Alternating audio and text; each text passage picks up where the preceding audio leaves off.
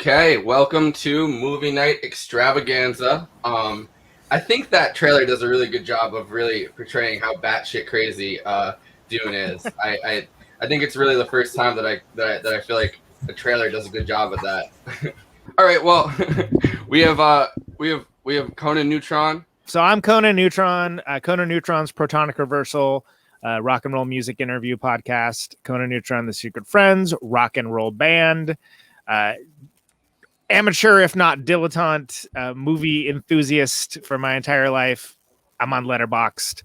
Most everything at Conan Neutron. We have Djene Bajalan. Yeah, I'm Djene Bajalan. You may know me from such shows as This Is Revolution and also this show, which I was on last week. Yeah, you're on both. You're on both of this week's episodes, I think. Oh yeah, and also I'm gonna go on to Ben Burgess' show on Monday. So and also if you are a fortunate student studying history at Missouri State University. And we have Jeremy Salmon from the Giving the Mic to the Wrong Person podcast. Hi, everybody. My name's Jeremy. I host a podcast called Giving the Mic to the Wrong Person. Been doing it longer than I think most of y'all have had a show. But anyway, how long? And maybe not Conan. Yeah, I'm going on 8 years now. Oh, okay. No, I started summer 2016. So yeah, I think gotcha. But but then again, we are only like. We're sort of tri-weekly, I guess. It's one of those things where we don't really have a concrete recording schedule. It's more of like whenever I come up with an idea that I want to talk to people about, and then however long my lazy ass wants to edit things. Note, kids, if you want to start your own podcast or YouTube show, do not do it all yourself. That way lies madness. All right, so Andy. I mean, you're technically the co-host at this point of the show, so I don't. Yeah, just about. No, hey, I know. Yesterday, because we are living in the future, and so that means those of us who are watching now, or the patrons who might be watching it right when this comes up. See, I'm doing this well here. Yeah. On Wednesday this week, which would be yesterday, if you're never mind. That road is madness too, but yes, Wednesday. Yes. There's a Spaceball joke in here too. When will then be now? I'm sorry. Now is always now. How soon is then? No, we just missed then. When? Just now. When would there be now? Soon. Yeah, so Wednesday we're doing Gunman on Bad Takes with C. Derek Varn and I think Cole James Cash, but he hasn't confirmed yet. So we will know in the future.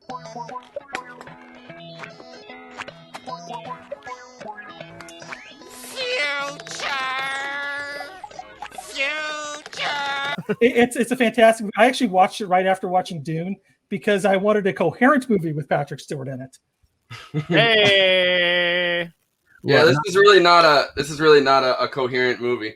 The other thing is funny that I really like that David Lynch has the cop out where you can go, oh, it's not the movie I would have made because the cut is different than his cut or whatever. But then he never actually produces his cut. Like, you know what I mean? Like, it's just kind of like a legendary thing that he talks about a lot. Well, I think he said it would be like 6 hours if he did it or something, right? Because it's like, and like I think a lot of it would be like there's things like Alicia Witt's character, the child. Like there's this really cool scene where she brandishes the knife. Like that would be like 2 minutes long. I'm sure if Lynch had been given the cut. And I say that as someone like I got it. I brought up my Eraserhead glossy over here. I love David Lynch dearly, but like he does love those long shots and like. With all the information that's being conveyed just in plot, like exposition dumps and things along those lines, there just isn't time for any of that. Yeah. I think, the whole second half of the first book is like pretty much wedged into the last 45 minutes, charitably. Yeah. And it's sort of like, oh crap, we got to finish this up is how it feels, and I say that as someone who does like it. Yeah, that's the one kicker about it is like how many cuts it needed to have like extended extended lore dumps. And I think I remember reading about how like in like some of the in some theaters and during the premiere they were handing out like photocopied lexicons like for the film's vocabulary. Anytime you gotta hand out reading material to the viewing audience, you got some dense. There are even some short animations, I think, which were used to explain some of the core concepts. You can find those animations online. Some of the artwork for it is like influential into what our perceptions of Dune are. Because if you read the novel, it's actually kind of sparse on descriptions, so it leaves a lot. I guess it leaves a lot to your imagination. So I think our view of Dune is very much, even if you read the book, is very much shaped by the cinematography of that movie. And, for better or for worse. And in general, I actually think the art direction and the cinematography of that movie is really good, even if, as everybody's pointing out, it's kind of rushed. The pacing is terrible. Yeah. And it reminds me, in terms of the pacing, has anyone ever seen that animated Lord of the Rings movie done? The Bakshi one, right? The Ralph Bakshi one? There are two. There was a Rankin Bass and there's a Bakshi. Which one?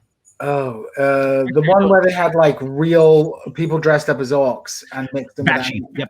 Yeah, the Bakshi one. That's what I was thinking of. Yeah, I had a teacher show that in fifth grade instead of teaching a class, which is astounding to me. Why it reminds me is because like you have like pretty good pacing for a bit, and then suddenly it's like, let's jam everything into we've got up to like page 120 of the first book. Let's get the other 3 jammed in there. And Dune is one novel, but it's a big chunky novel, and really it's kind of 2 novels, right?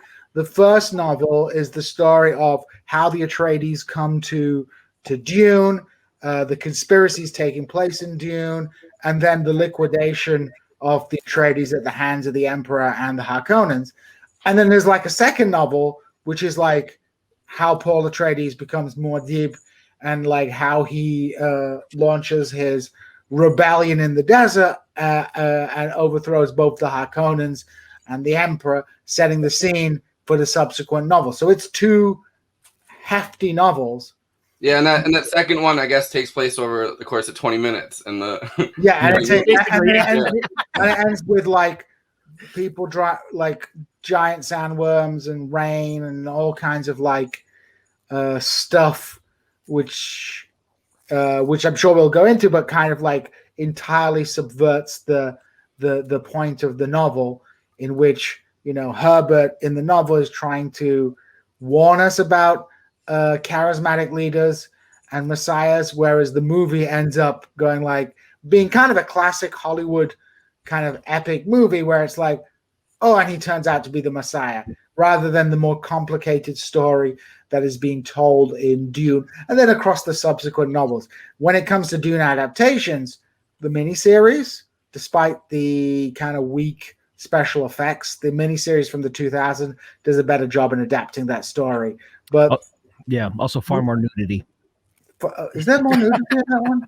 It's got Professor X in it. What's his name? McAvoy. Which is funny since Patrick Stewart is in the original. Yeah. Oh, real quick, Patrick Stewart. All the Professor X's. It's the law. Gotta have a Professor X. You gotta have a Is there a Professor X in McAvoy's not in this adaptation of Dune, unfortunately. I don't know, but maybe it's probably there will be there are other as several Stephen King characters would say, there are other Professor X's than these, and there are probably still more Professor X's to come. I'm gonna make Andy edit this episode, and then for the rest of the show, I'm just gonna start being like, oh, that's not the way I would have cut it. It's a completely different show now. And listen, there's a 6-hour cut where we just talk about Dune for 6 hours, and my cut would have just been a little bit different. So it'd be the De Laurentiis cut of this episode. Sorry, I'm just looking up the credit, the IMDb entry for Freddie Francis, who was the cinematography of this film. Also worked on Lynch's Straight Story and The Elephant Man, and talk about, like I said, It's one of those things that, and I think Jason and Pascal talk about how from This Is Revolution, a podcast that most of you idiots should probably be subscribed to by now, in the viewing audience. But it's a thing that we talk about how like the importance of of understanding the 80s by living through it. The 80s, especially 80s genre entertainment, was such a very weird, random time that the film that Freddie, the cinematographer for the film, once he left this, do you want to know what the next film he worked on, uncredited, according to IMDb, that came out about 1985? Return to Oz with a very young Fairuza Balk and a hell of a lot of nightmare imagery. Yeah, actually, from an imagery and cinematography perspective, great movie. As a movie, maybe not so great, especially not the least of which is, much like Dune, all of the Oz books have a rich mythology and lore, and actually are very cinematic in their writing. Yet, only once has there really been a very successful adaptation, which is the Wizard of Oz that everybody knows. Always surprising to me. Since I was complaining about my second grade before we started filming, in third grade, they actually, like, before Thanksgiving break, if I remember correctly, we all went into the gymnasium. They pulled down the thing and they showed us Return to Oz on the big screen in the gymnasium. Nightmare fuel. That's the terrifying one where she's getting shock therapy, right? Yeah. It starts with the shock therapy, and it only gets better from there. But like it kind of mashes up the Ozma of Oz book, and I forget the other one. But like it's got the Gump, it's got the Gnome King. You get turned into a thing if you guess wrong, like all that stuff. Yeah, that was directed merch. Oh, to switch the heads. How can I forget this? The switching of the heads. That's, oh my god. See that as a kid? Good lord. Yeah, I remember the switching of the heads, and I remember thinking that I was gonna be watching like something like The Wizard of Oz, being really, really young when I watched it, and thinking I was gonna watch like another Wizard of Oz type movie, and then just watching her get like electroshock therapy and being traumatized. And now just imagine it's a gymnasium full of children where we had carpeted basketball court. It could have been worse. They could have shown you all like Watership Down because hey, it's an animated movie, so it must be for kids. Bunnies. Yeah, it's great. It's a happy story with a Cat Stevens soundtrack. What can you? That's right. I forgot about that. Amazing. Well, what can go wrong? Just to, not that there's a track to get back on, but just get us back on track. I do think that from the themes that are presented in the book versus the 1984 movie, whoever it's credited to, I do agree that the whole ecological theme is like largely waylaid in what seems like massive cocaine decisions, massive class solidarity. Decisions. Yeah, Massive exactly. It's more of a spice yeah. decision. Yeah. Yeah, exactly. I think there's a lot of class solidarity there. I think there's some native sovereignty stuff that comes across, and it's something where, this was like whether it was like successful movie or not, some kind of daring concepts for quote unquote hard sci-fi, as Martin Starr's character in Party Down would clearly call it.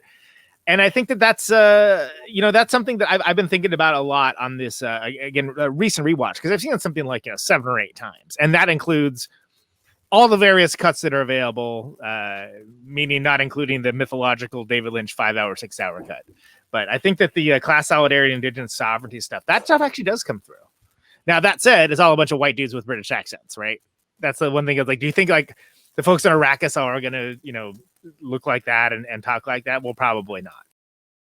Aren't they? I believe so, right?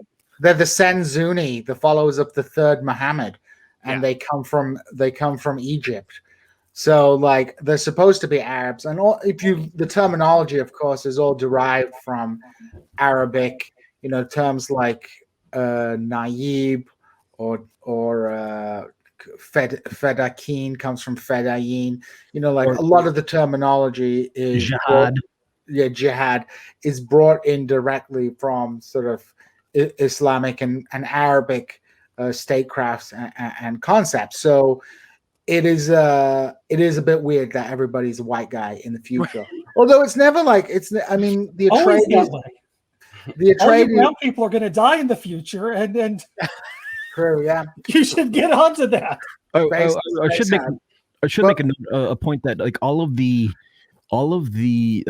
Fremen from the indigenous of Arrakis, unless I'm wrong, they all have American accents. It's the Harkonnens and the Atreides Harkonnens, all have you're either right. like English or Euro accents, with the exception of, I don't know, maybe Kyle MacLachlan has kind of like some sort of like borderline transatlantic looking thing, I guess, is the sole exception. But then again, he is kind of both. He is the Atreides who becomes Fremen, so of course he has the kind of like winds up in a full-on American accent. Anyway. Yeah, and I guess I was talking more about the Fremen and the fact that, like, you know, these natives of Arrakis all kind of like look like a bunch of central casting white dudes for a hard sci-fi movie by Dino De Laurentiis. You know, he speaks in the Twin Peaks dialect. You know. Yeah. But then look at Star Wars. Star Wars, all the Empire all have British accents, and you know, that was largely due to the fact that, like, that when they were shooting, that's who was available. But it's also like, think of the Empire and the fact that, all the Empire has British accents while the Rebels all have, you know, more or less American accents, and then are a mishmash of different folks and different peoples. Well, the Star Wars universe has some very peculiar accents going on in it at times. There's like, I wasn't even thinking about those prequels. Jeez, yeah, that's the prequels with "We are the Trade Federation." I mentally redact those because they're so terrible. The only like they have a French one as well. The ones with the big sausages on their head. Those ones, you know, those the sausage aliens. They're like, "We are the French. We must defend our country." It's like, it's really amazing the accents that they put in Star Wars. But, you know, this is the way that you use accents, isn't it? I mean, like, when you're in a fantasy genre, they always hire English actors. But, like, if we're talking about fantasy universe, why would they have English accents more than American accents?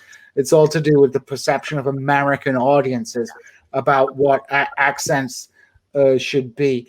I think the thing that's more interesting is in this new adaptation that's coming out of Dune, there's been the casting looks a lot better. They've even changed the character of Liet Kynes, who was played in the original in the '84 movie by a white guy, to a black woman, which is kind of interesting casting choice as well.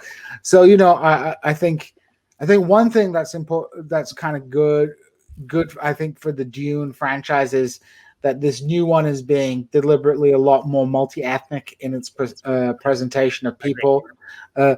Because I think the movie leads us to a kind of perception. I can't remember when this was. There was an article a couple of years back about Paul Atreides being a white savior of brown people. Well, that perception doesn't come from the book, because we don't know if Paul Atreides is, you know, Mediterranean looking, white looking, you know, what have you. It comes from the movie where it very much does look like, it looks like a colonial thing, a sort of a colonial story, because we have the white savior. But there's no reason why that has to be the case according to the novel, or at least it's in the bloody far future, so it doesn't have to be like that. Certainly, there are colonial themes to it. For example, when the book was written, what would have been in the mind of Frank Herbert when thinking about the Mahdian rebellion would have been the Sudanese Mahdi movement and things like that. That would have been what would have resonated with him in terms of this being an anti-colonial struggle. So there's no doubt there's an anti-colonial sentiment in it, but like trying to hammer down this white savior narrative is a little bit much, if you ask me. Yeah, I don't think there's anything in the novel that specifically like calls out Paul as being like some Anglo dude. That's all the Kyle MacLachlan casting. Well, Lynch just likes Kyle MacLachlan, and Kyle MacLachlan's a great. I actually think Conan Neutron's a great actor. I can't stand Showgirls, and I don't want to get into a conversation about Showgirls. I don't think it's good. I don't think it's ironically good. I think it's a terrible movie. But I think Conan Neutron's decent. You know, he's doing his best to carry that thing on his back. I think he's interesting to great in everything that he is, to my taste, inclusive of Portlandia, which is basically a caricature of Kyle MacLachlan as like a liberal mayor, which I think is hilarious. To offer something approaching structure to our conversation. Should we go around and each talk about how we first found out, really got into this film, found out about it, or saw it the first time, or really became a fan of that? Because I think that's at least a night. Yeah, that's where I thought we were gonna go with this, and then we kind of got derailed into a lot of other conversations about it. Because Forrest has too much spice melange before he comes on. Yeah, spice melange decisions. I'm really just a hands-off spice kind of host. Even me, I'm rubbing it into my gums. All right, Conan, you want to start? Believe it or not, I watched the original in the theater with my dad, who took me to see a lot of movies in the theater that I probably shouldn't have, such as RoboCop and other incredibly violent things. I think I was, I guess it must have been like, five. It must have been a repertory theater because I was old enough to remember it. So otherwise it would have been like 5 or 6 when I came out. But I thought it was awesome. I mean, like you got like, the scene where like he tames the worm and he gets on top of it, and the Toto theme, it's like, and it's like, yeah, like I didn't understand 90% of it. Like I was like, wow, there sure is a lot of talking in this, but every time there was like some cool action thing, Baron Harkonnen terrified me. I had nightmares about that dude for forever, whether it was the pustules, whether it was the flying around, et cetera, all that stuff. Terror-stricken nightmares, crying. And you thought he was gonna hock a loogie on you, like he was gonna stand man. Like, why would that stuff is nightmare fuel? Because that's where the Lynch direction really shines, in the fact that like that is just such a just like, oh my god, what a horrific, like, sticks in your craw in the dark spaces in the dark corner of the room kind of villain. But then the whole like, this is part of the weirding way, we will teach you. Yeah, get him. You got to realize that, like, this is, I was the right age for Star Wars, and like I thought that was awesome as well. Like the Ewoks didn't piss me off because I was a kid. I was the correct age for any of that. Anyway, later on, as I got older, I got into film, cinema, et cetera, and one of my favorite directors became David Lynch. Honestly, I like everything he's ever done in some fashion or capacity. While I'm not completely going to go to war for every single one of them. And I think that Dune is one of the weird movies that I will argue any side of it for. I will argue it's fantastic. I will argue it's terrible. I will argue it's mediocre. And I just think it's a unique experience that even when I'm arguing it's a bad movie, it's like, but it's a watchably bad movie. And I don't have the same affinity for the book series that some of the excellent folks on the panel do that can speak at length about that. But I've read the first 2 books as well after I saw the movie at least 2 or 3 times. We had a video store near my apartment that had the extended cut, complete with the, do you like voiceover narration? Because boy, there's a lot more of it on this one. But I actually think that as despite the fact that it's an exposition dump with all of the panache of like a video game tutorial before you start in, press the X button to ride the worm, that kind of thing. It works for me, like as a thing that like that really hadn't been done before. And when you have that much lore to drop into it, I agree. They shouldn't have done like the Star Wars thing of like, we're going to tell you what it is you need to care about. We're going to show you. But I mean, good Lord, it's a movie, not like a 18-part miniseries for it. So I get it. I've come back around in recent years to, I think it's pretty awesome. Flawed, yes. Awesome, yes. But I went and saw it with my dad, and he thought, he was like, his summation, his review of it, that was trippy. Which I can't argue with that.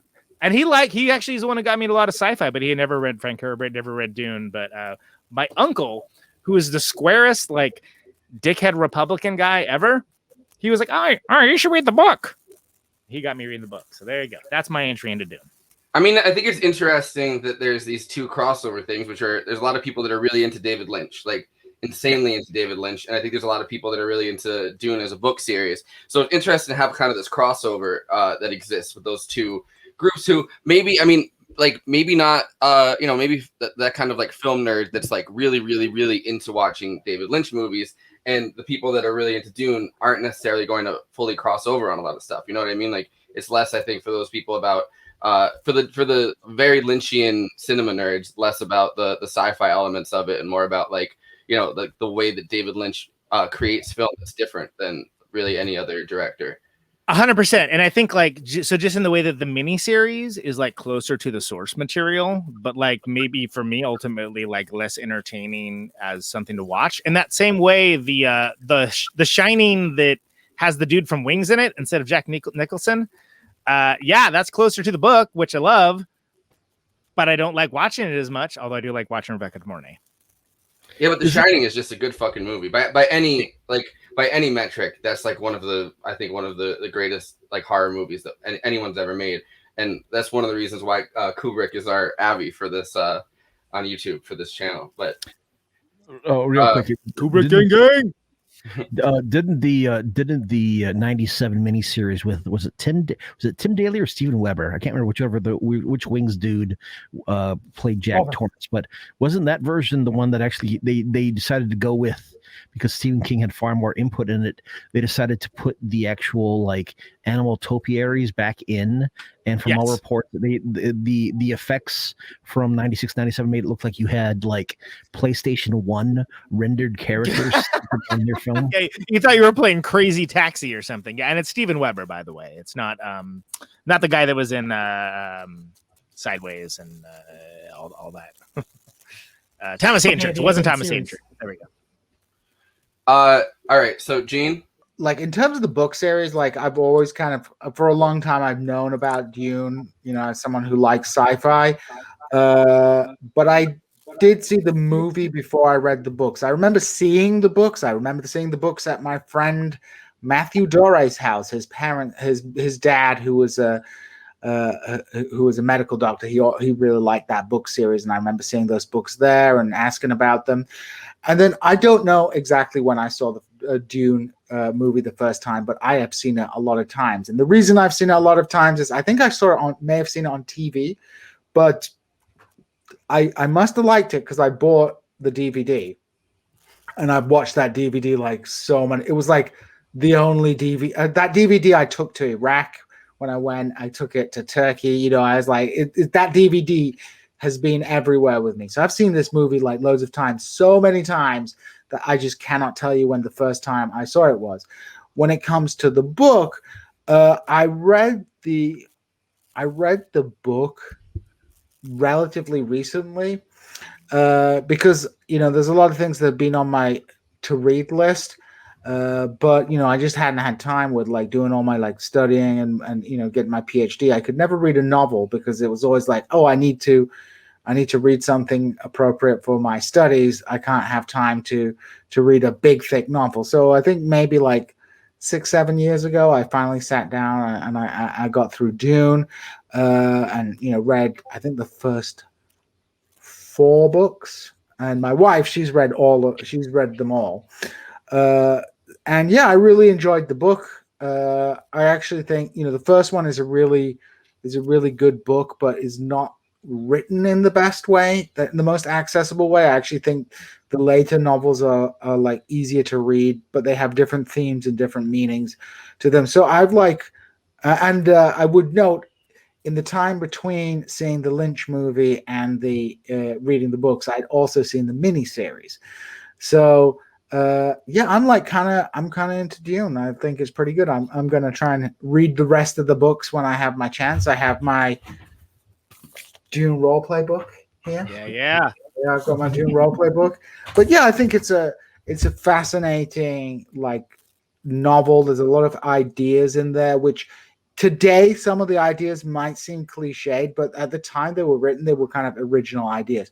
And Dune has been extremely influential. If you know about the Warhammer 40,000 universe, you will understand the sources of the Warhammer 40,000 universe are Dune, the Foundation series, and all that weird shit in Mooncrock and H.P. Lovecraft. And you know that's a whole other thing. But if you read the original rulebook to the Warhammer 40,000 universe, which is now like a multimedia empire, it's basically the guys had clearly just read Dune and the Foundation, and then just like, let's Frankenstein those things in together and see what we can make out of it.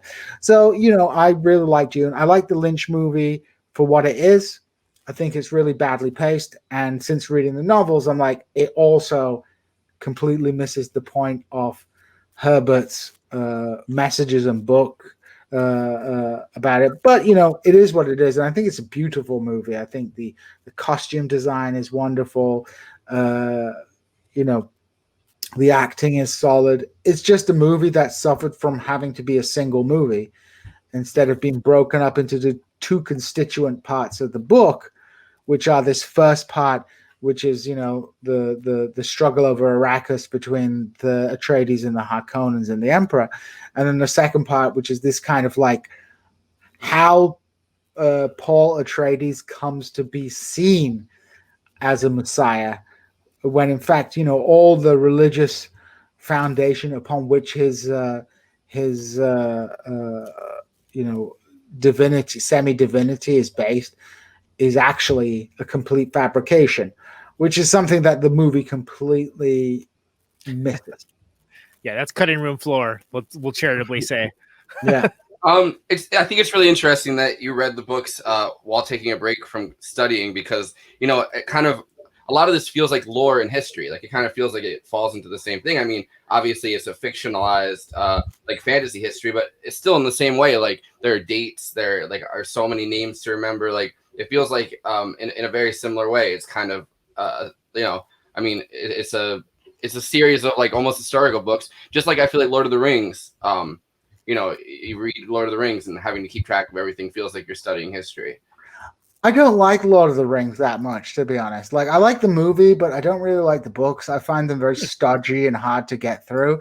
Now, I think they benefit from, they were like one of the very few things of its type when it was written, like having fantasy worlds with like advanced mythos is a relatively like 20th century thing. There were a couple of predecessors, but it was Lord of the Rings was one of the first books to really lean into that, one of the first book series to lean into that.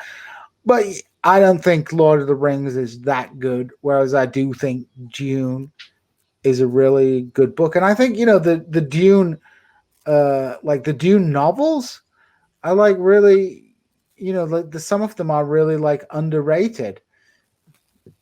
I like the second novel.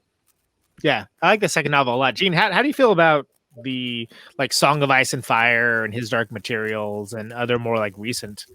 So I haven't read the what's his name, His Dark Materials. I know about it. I know there's some TV adaptations. In fact, aren't they doing a TV show right now?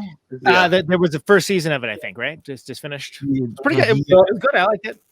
I haven't read the book, and I haven't seen the TV series of it, so I don't know anything about that. With Song of Ice and Fire, I saw my brother had read it, so he had the novels, and then I saw the first episode of Games of Thrones, and I was like, "Oh, this is pretty good."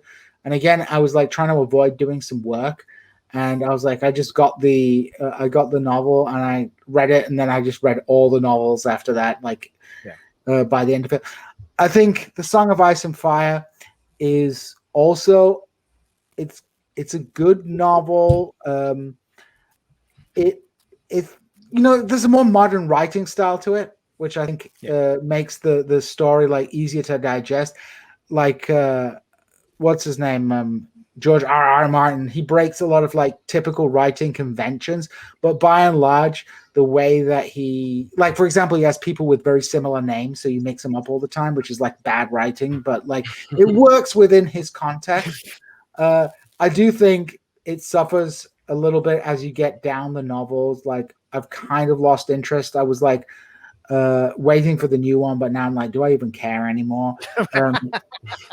Because at a certain point, those last two seasons of the show are complete cocaine decisions. Cocaine, I mean, like the last two seasons were not very good at the show. Once they ran out of source material, that show is just useless. But I think George R.R. Martin suffers a little bit from the kind of the Byzantine nature of the story that he's telling. Because remember, like this, one of the differences between that kind of epic cycle in the Song of Ice and Fire and Dune is that Dune takes place over an extended period of time. Like the first three novels are like roughly within the same historical era, and then you're in God Emperor of Dune, where it's like 1,000 years or something, centuries, thousands of years. Yeah. It's like, and then you get into the whole latter end of the series where you have like the like things change. There's the honored Martres turn up. There's the great enemy. There's like a whole load of things going on. So it keeps it kind of fresh, because I think the problem with Song of Ice and Fire is like we don't get like what I find works really well is you can have like an ongoing series, but it's best to like have trilogy cycles within that series. And one series that does that really well is the Expanse series of books, because that gives you like 3 trilogies. Well, we're in the 3rd trilogy and they're heading to the last book, right? But like the 3 trilogies happen at different moments, and then they also like have a meaningful cycle that kind of gives you some kind of resolution where you can check out. You can be like, okay, I'm done, I'm checking out.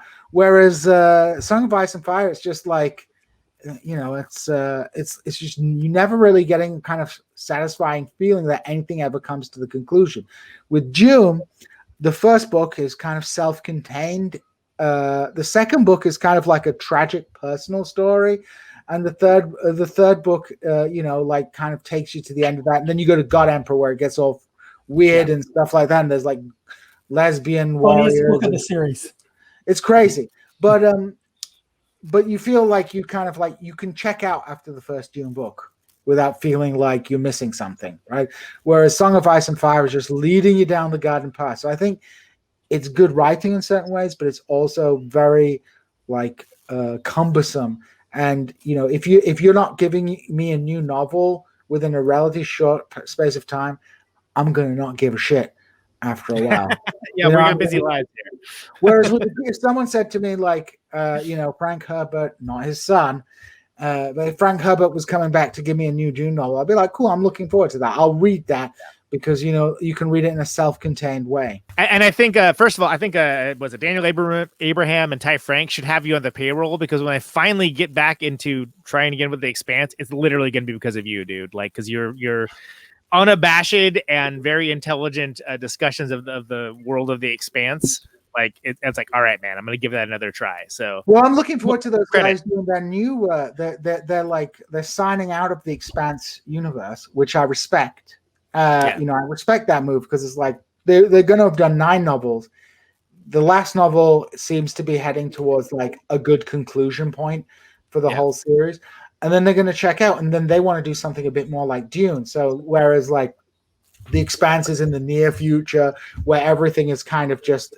And I have a whole theory about like The Expanse is actually like a defense of liberalism as well, but we won't go into that because we're not talking about it. That'll be for a sequel. And also I keep interrupting to this, I think, introduction / first question Forrest is trying to do. So sorry. Yeah, but I would say I'm looking forward to their attempt to do something on the scale of Dune, which should be quite exciting. Another interesting inspiration. Do you want to ask the rest of us the question? Yeah, but wait, I wanted to put this thought. Another interesting that I think that Andy would appreciate. Another interesting, I guess, person who I feel like got inspired by Dune. I don't know whether he got inspired by the movie or the novels, but Garth Ennis's Preacher. It feels hell yeah! Like it feels like they took the idea. He took the idea of Genesis from The Voice, and it feels like there's like very similar themes there, I think. I mean, if you mix like Dune plus like, Good, Bad, and the Ugly, like / Saint of Killers, and like, a few other things together, you have Preacher, which in 1 or 2 ways has not aged well, and the rest of the time it has aged fantastic.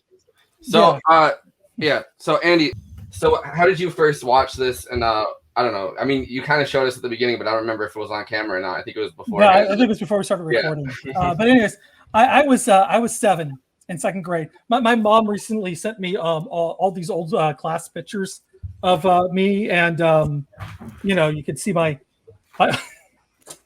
class. So I just I pulled that out for you guys. But anyways, I was in second grade.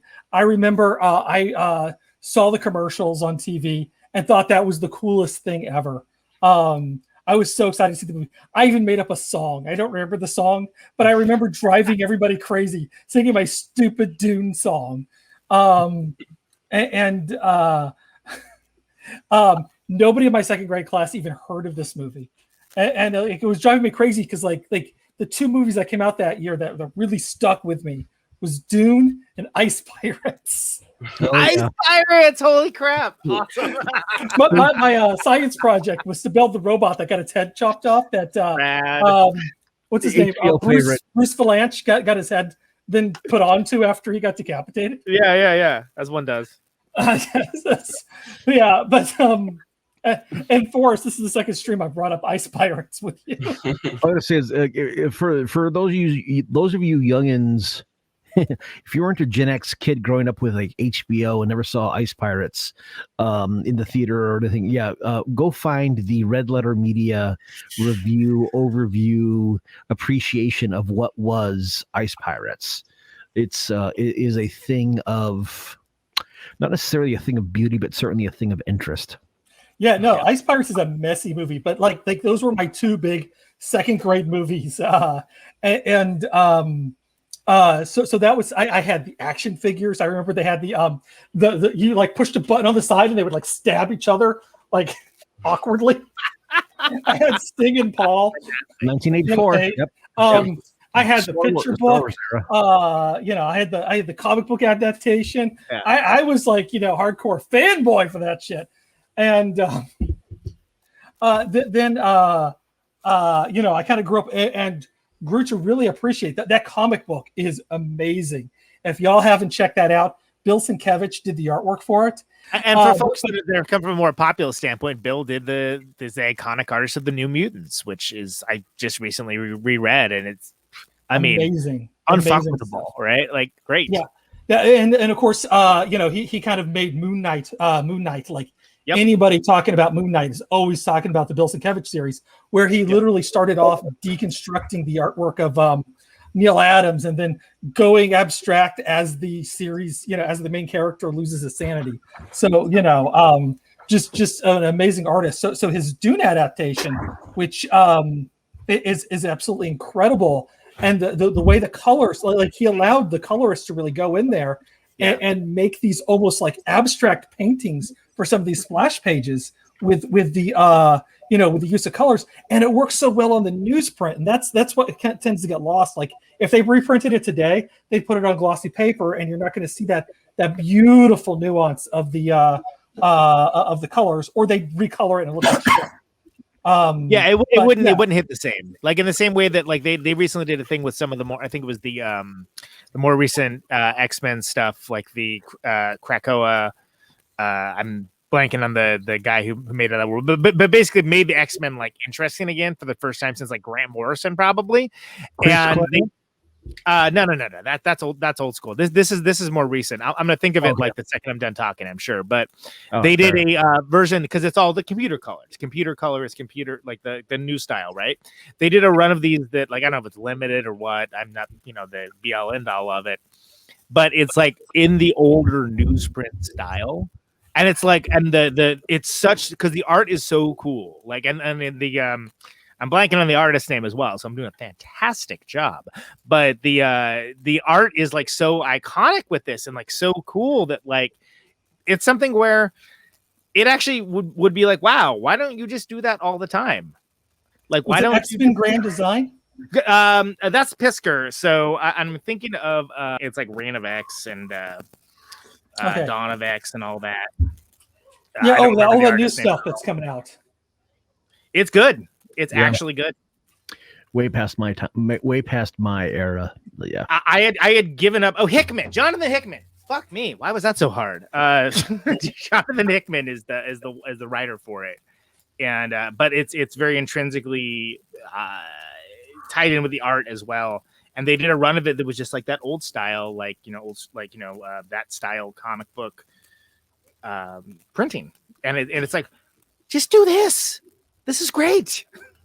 It's cooler. It's better than what you're normally doing. I think it's all valid depending on what you're doing. You know what I mean?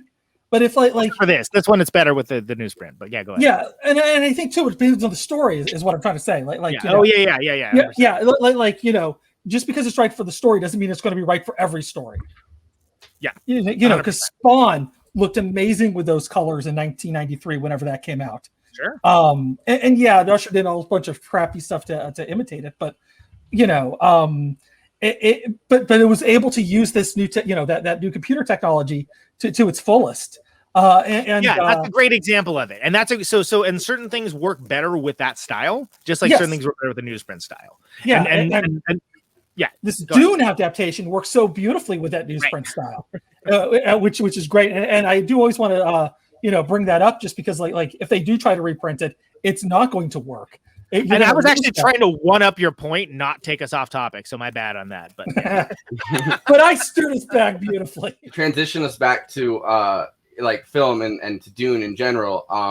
I think that the filmmaking style of this one is extremely 80s. Like, I don't think anybody possibly could make films like that like weird kind of like humorous, like campy, but also like serious. Like the plot is engrossing enough that you operatic take it seriously, but at the same time, like the costume design and the set design is just so overly campy. Like especially for the Duke, like the floating Duke. Like it's just I don't think that you could do that today though, and have that be a movie that anybody takes seriously. They'd just be like, they'd take it as some kind of comedy. And I think in the 80s they were able to create these like incredibly campy villains and characters that we wouldn't be able to create at all today.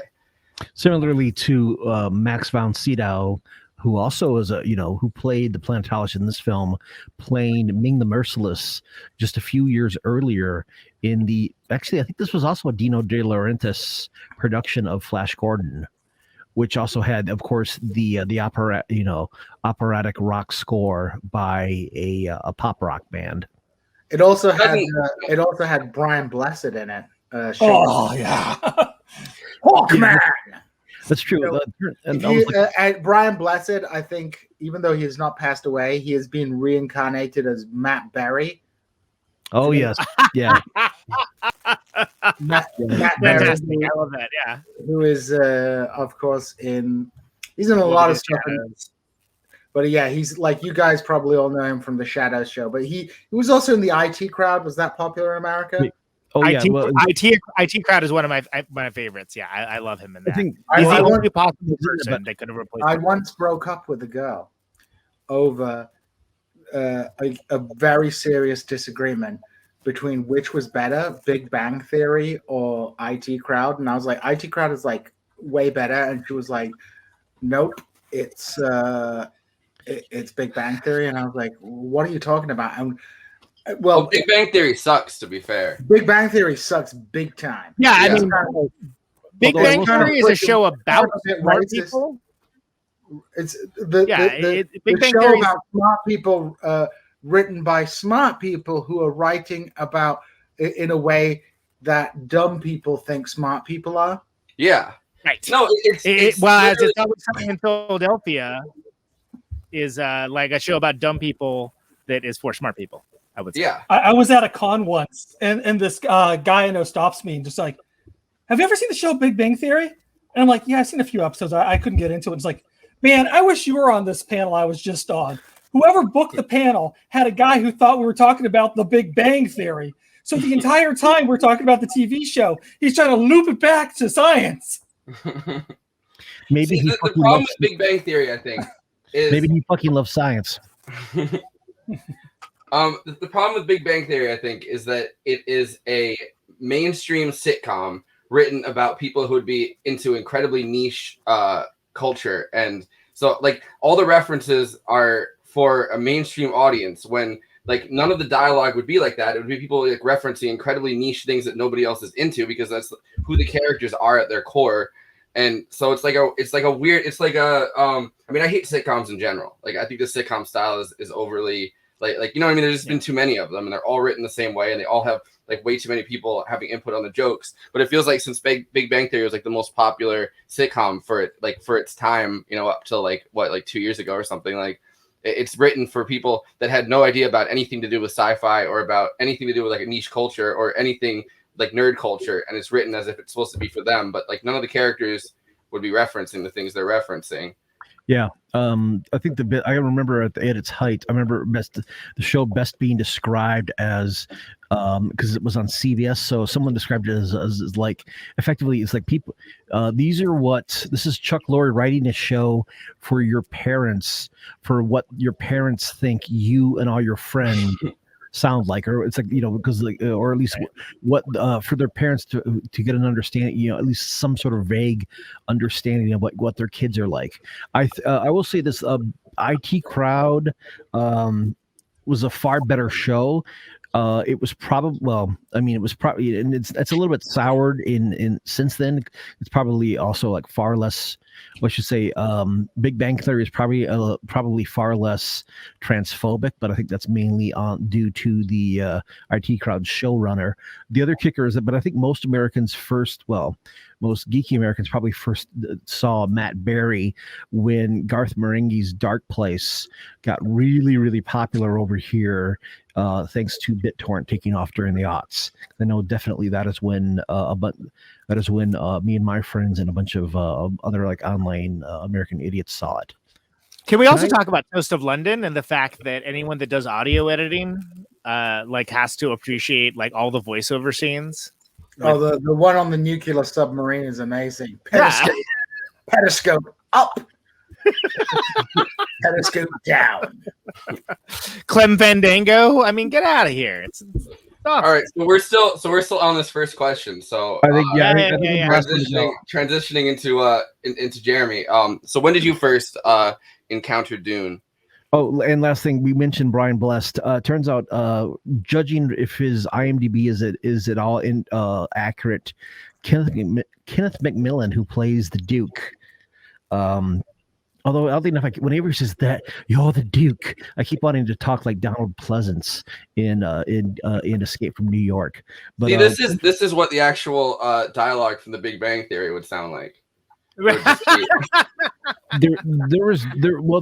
that there's no way in hell that the name Donald Pleasance would ever show up on a CBS sitcom. No, I'm saying like a more accurate version. Oh, that's true. Yeah. No. Just bring in Kelly Cacao and we're good. Yeah, there we go. But Kenneth McMillan, according to his IMDb, actually was an American born and raised in Brooklyn, and was just good enough and trained well enough so he could pull off the accent and the dramatic style, which is shocking to me because I thought the guy was like English or Welsh or something because of just like how expansive it is. My background with the film is that my father, who was an English teacher at a local public high school, also had a side class, an advanced placement class that only an elective on science fiction, where like the kids, he'd have the kids read science fiction novels or stories or whatever throughout the year, and then after they read a novel, they'd watch the film adaptation. So he would rent the film very early on, and we'd watch it, and like I don't know, like what it came out. The film was in these. This would have been like from like 85 on.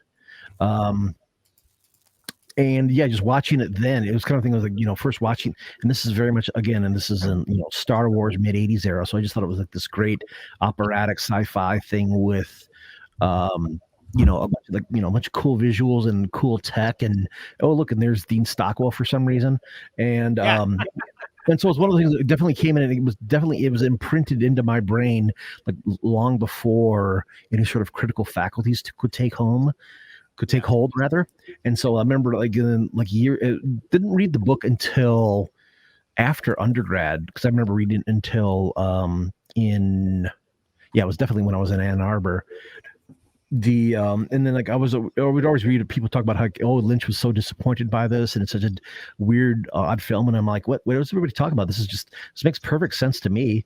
And then I think I'm trying to remember, I can't remember when I actually I think I did show it to my my partner, who was kind of interested into it, but I don't know if it necessarily took hold. Maybe it will require like some of the book reading too. But I will say this, one of the benefits of these, I think in the mid 90s, once you got like the Sci-Fi Channel and all the other like basic cable channels airing some of the extended cuts, is when you got like all the other like background information that was cut from the theatrical version, like just getting the concept of the Butlerian jihad out there for a lot of people is especially now such a critical concept of like, yeah, hey, humanity's their computation technology was way too bad and horrible, and they rebelled and destroyed all of it. It was kind of a thing that actually it rings attractively in our modern lives somehow. So I was always big fan of the film. I remember I never actually had the action figures, but I remember, God, again, I was a kid in the mid '80s. I remember at our first regular video store, they had a cardboard mobile advertising the VHS that was out. It was like a big like folding ship and a couple other ships underneath it and a couple of little like rent Dune now there. So it's and it's just one of those weird things of just just early formational pop things that you see when you're a kid, and it's not till like just decades later that you realize, oh, everybody in this was either in Elephant Man, Twin Peaks, Logan's Run, and a bunch of other, like 1,001 other things. So anyway, but yeah. So that kind of nicely, I guess, dovetails into my next question for everyone. Now that everyone's kind of run through their first experiences with it, and I think I'm wondering how you think the movie interacts with, whether it like benefits from or suffers from like the pop culture at the time, because it clearly is a movie of the 80s. Like the music that they're playing as he's on top of the sandworm is obviously like like 80s rock, like Robert Christgau called them Grammy rock. It's Toto, but it's good. It's like maybe the best thing Toto ever did. And it's like obviously like Sting is in it. Like, it's interacting. It's interacting with pop culture in a strange way that you don't necessarily. That kind of, in some ways takes you out of the story, and I think some ways benefits it. So I'm wondering how you guys feel about that.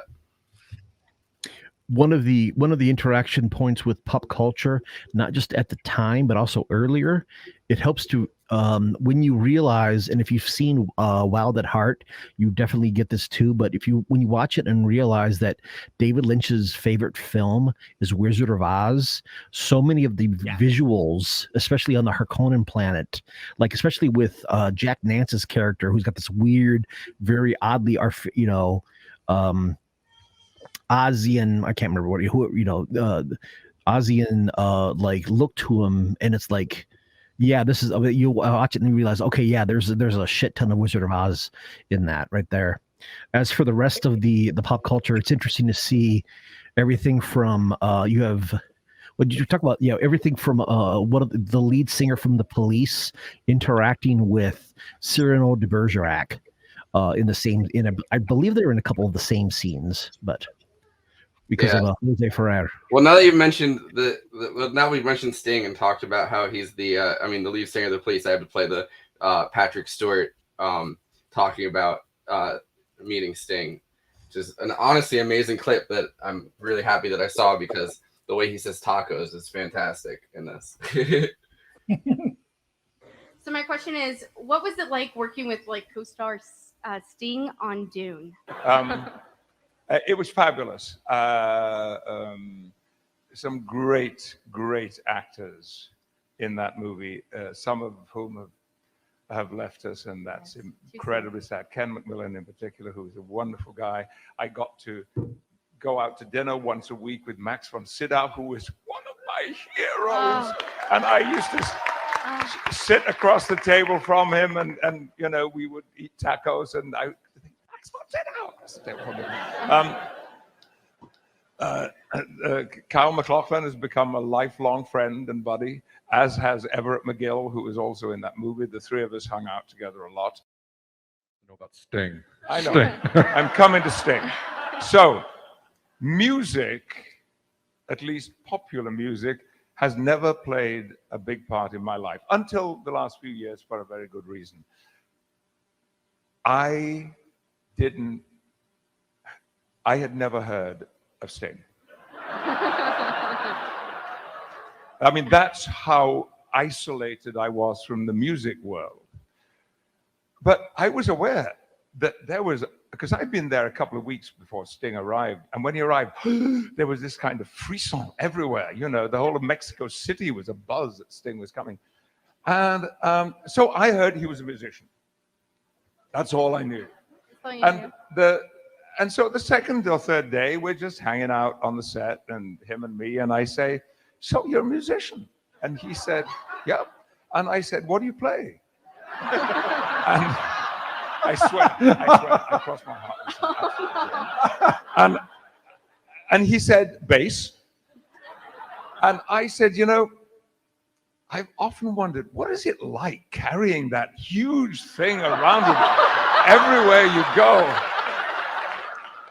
And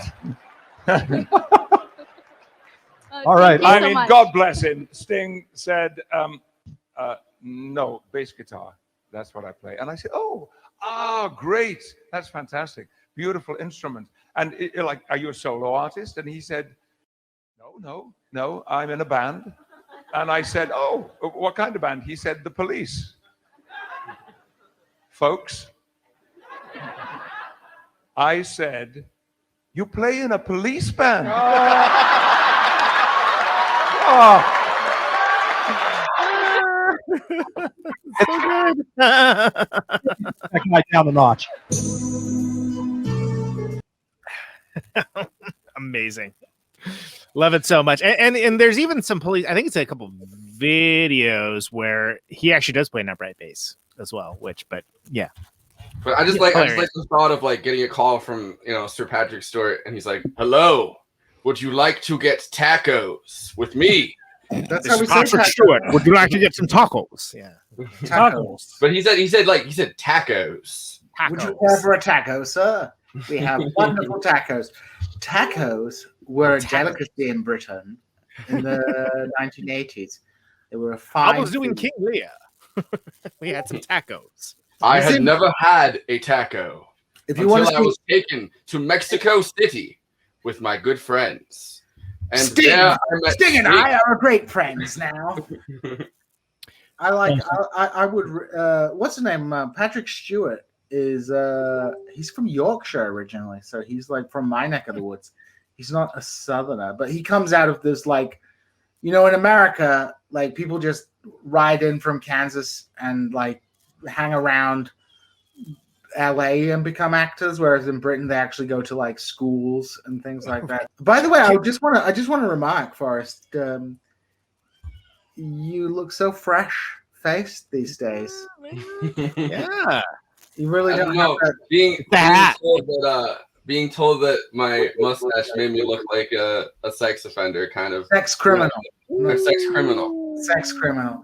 You can't- But didn't your mother agree with that? Yeah, no, she did.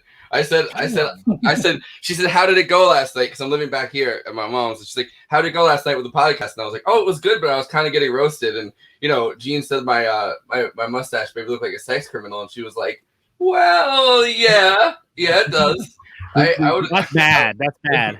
Yeah, that's why you can't just have a mustache. It's got to be mustache and something else. Because yeah. Or you could have a mustache and like a Hawaiian shirt. You just go for the full look. Like, no, it's white people and mustaches. If I grew a mustache, I would just look like every other Middle Eastern immigrant. You know. I don't think I'm getting another chance to do it. So can I just break in, not with the Sting part, but with the score by Toto, characterized as Grammy Rock by Robert Christgau, who I'm not even a huge Robert Christgau fan, but I think that's The hilarious. rain down in Arrakis. You know? I do think that. Right, exactly. Missed the opportunity, boys. I do think they were an excellent choice for the soundtrack to it. And like I said, like an iconic moment for me watching this as a child was that Kyle MacLachlan finally rides the sandworm and you get like the big Toto score. That's pretty badass. I don't even like Toto, but that's still pretty badass. Yeah, the big. But apparently, score. Right, exactly. Apparently, the only direction from David Lynch is I want it to be low and slow, and no harps. That's the direction, which I think is apparently David Lynch hates harps, which I think is hilarious. That's just a little tidbit that I enjoyed. He looks like someone that would play a harp. It looks like a dude that would have like a movie about a harp player, right? But no, he doesn't. Not like even harps. a movie. It looked like David Lynch looks like someone who would have a harp on hand, and It's in his back pocket. Low and slow, and no harps. I felt a lot of the score though was fairly monotonous. I don't know if that's just well, me. low and slow, right? So there you go. I think Brian Eno did did the other same, part of it. The same, like a couple of notes over and over again. I don't know, like the chords. The worm writing was great. Like, don't get me wrong, that part was great. Truly the high point of the score. But like, except for like the Eno bits, which were also great. Which we should mention that Eno did the music whenever he was tripping balls. If you're gonna get somebody to do your music when you can do way worse than Brian Eno. Yeah. No, that was fantastic. I don't know. I just felt like the whole like opening credit, the bow, mow, mow, mow, just over and over again for 2 hours. It was a little much. It's soundtrack rock.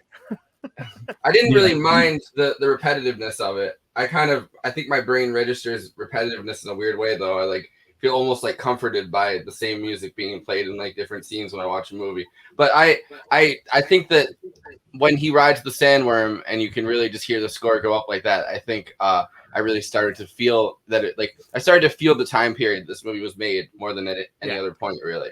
Which I'm not saying ride the sandworm, let's go, baby. Yeah, not just that, but also the quieter moments. Yeah, they're definitely the quieter. Again, most the trippy and the love scene segments where it's all mostly synth, and it was a little plinky synth that I remember watching again, realizing that just the amount of you can definitely tell it was made and or written within the score was written within a couple of years of Blade Runner, because there's a lot of very similar vibe with just how not just a synth score on a major sci-fi flick, but it is quiet and underplayed and just kind of very background plinky, if you will. Can I jump in real quick and say that I'm actually excited that since you mentioned Blade Runner, the Villeneuve, who's made the sequel to Blade Runner that nobody exactly asked for, but actually ended up being pretty cool by my estimation. Great, yeah. I like all of those every movie that dude has done. I love. I think they're really cool, understated, underappreciated. So I think if anybody can pull it off, he can. But yeah, he's the one that's making this new Dune with the guy the guy that's in the Muad'Dib role. I've seen 2 movies with him, and I liked both of them, and I don't remember anything about him in it, which is usually Lady Bird, right? Lady Bird, I loved. That was one of my favorite movies of that year, and I was in what's the other one? I think it's Valerian. I liked Lady Bird. He obviously is kind of an asshole in Lady Bird. He's he's just that kid that's clearly not ready for any kind of relationship and wants to keep fucking around while she's Catholic girl taking it super seriously. So I don't know. Yeah. He was just a small weasel in that movie, and I think that's the only movie. For a while everyone was talking about Timothée Chalamet all over the place, and then I finally saw Lady Bird. He's pretty, I guess. Yeah, I guess that's why people like him. I don't know. He was in Interstellar apparently too, which is a film I totally saw and ostensibly enjoyed, but I don't remember anything about it. So this guy's giving me Muad'Dib. All right, surprise me. He's in that. Oh wow. Yeah, exactly. That's what I'm saying. He was in that film. I do remember. I do like how they for Lady Jessica they cast Rebecca Ferguson, and for those of you who have just seen Dr. Sleep, she is the just unbearably attractive Stevie Nicks fan villain from that film. So it'll be. That's right. Yeah, she's the heavy. She's Rose the Hat. Rose the Hat, right? Yeah, that's yeah. You guys want to watch the trailer for the new Dune and fuck yeah to this conversation? Show me, baby. All right. I have it on here. I think Zendaya is a good actress. I like anything that I've really I like anything that I've really seen her in.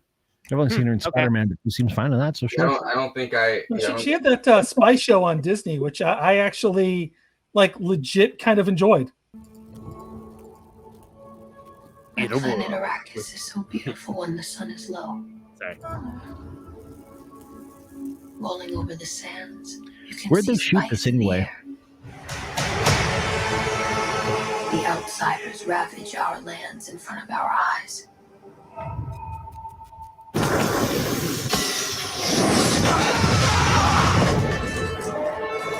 Their cruelty to my people is all I've known.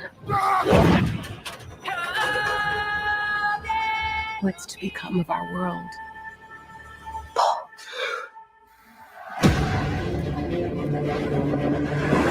A boy. Duncan, can I trust you with something? Yes, I gotta say, I do dig how they have having dreams. ornithopters this time. About a girl on Arrakis. I don't know what it means. Dreams make good stories. But everything important happens when we're awake. Hey, you want some muscle? I do? No. We are House Atreides. There is no call we do not answer. There is no faith that we betray. Smile, Gurney. I am smiling. The Emperor asks us to bring peace. Oh yeah, Roland to is Gurney. I forgot about that. House Atreides accepts. I know you. There's something awakening in my mind. You need to face your fears.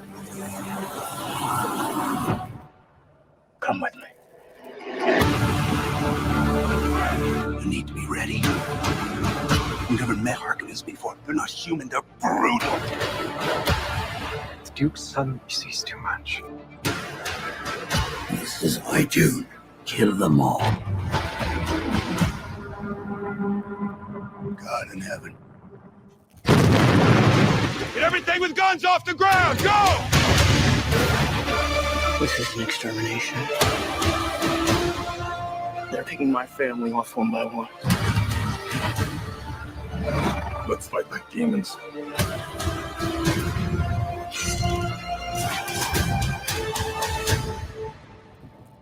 Dad, if I'm not the future of House Atreides. A great man doesn't seek to lead. He's called to it. But if your answer is no, you'll still be the only thing I ever needed you to be. My son. If anything happens, will you protect Paul? With my life.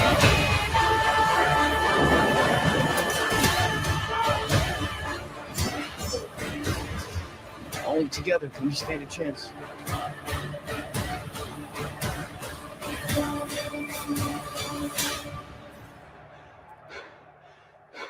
It's time.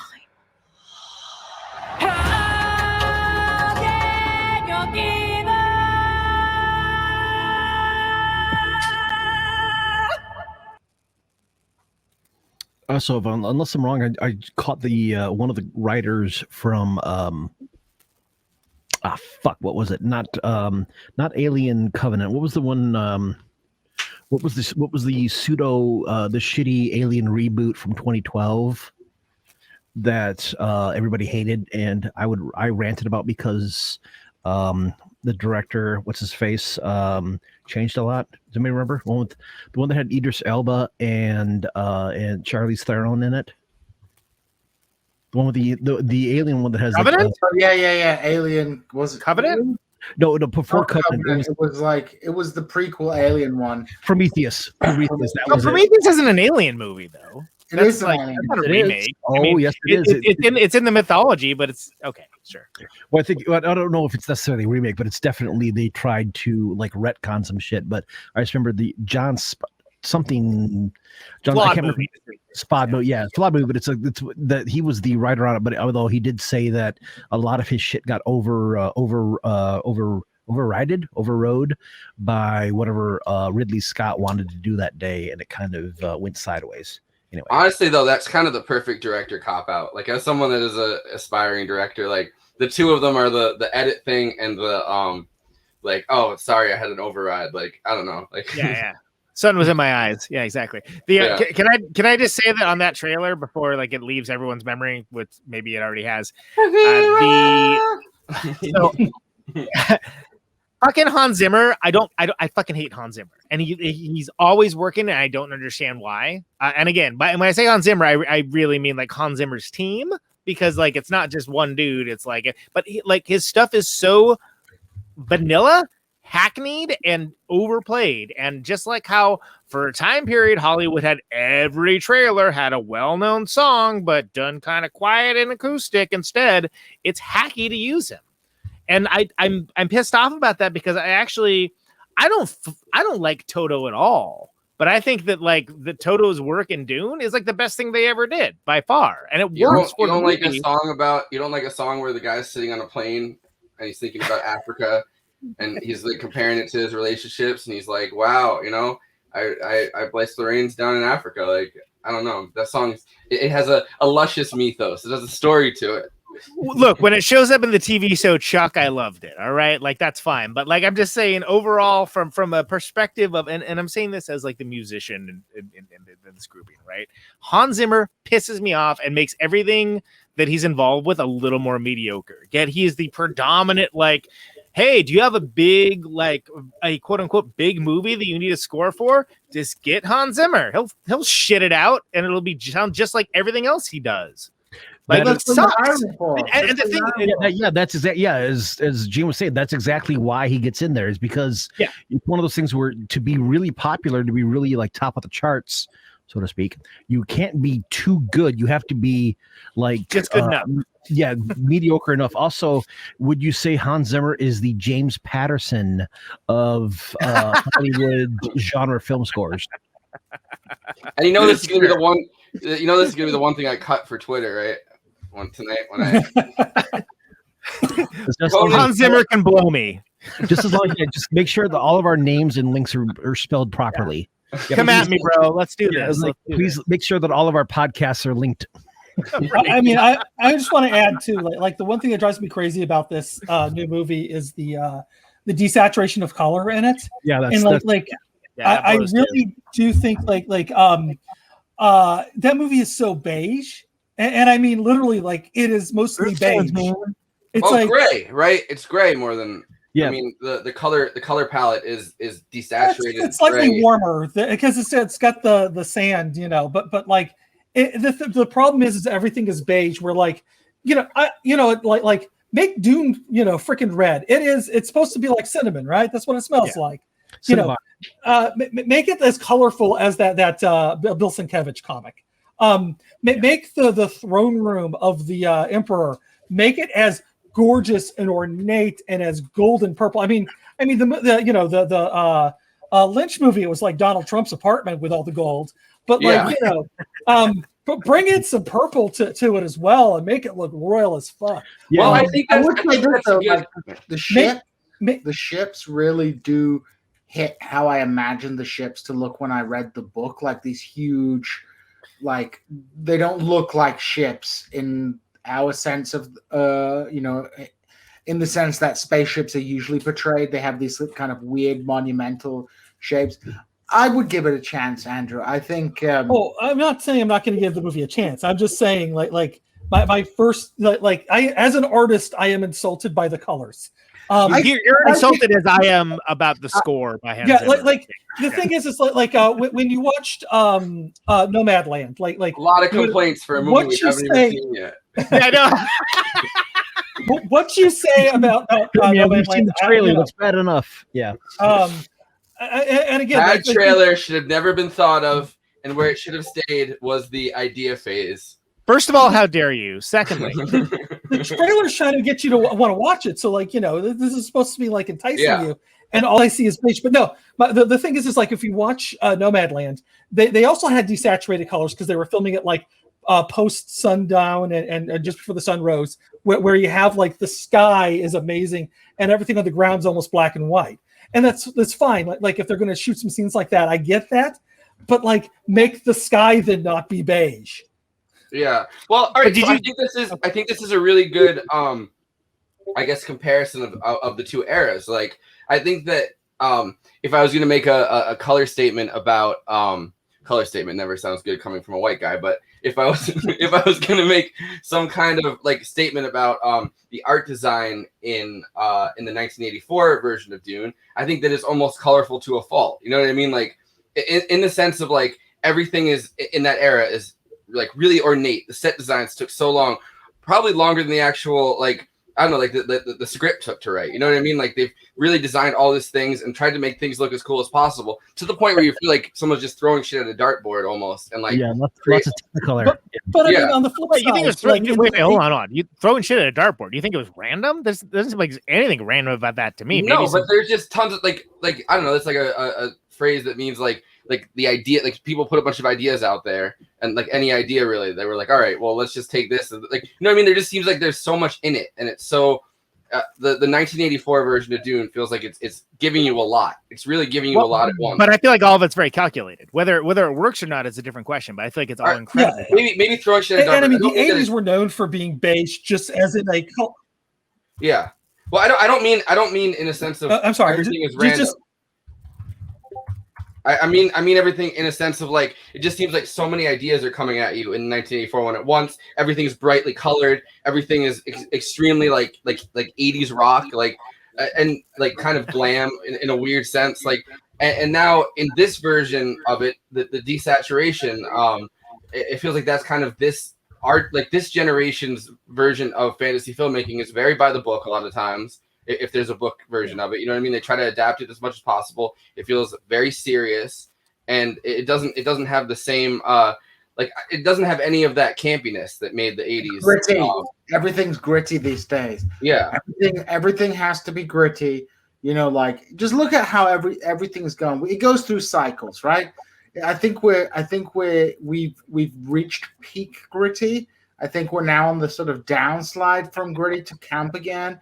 I've just been watching the new He-Man reboot, which is colorful as shit. Just all purples and blues and vermilion, and it's very campy.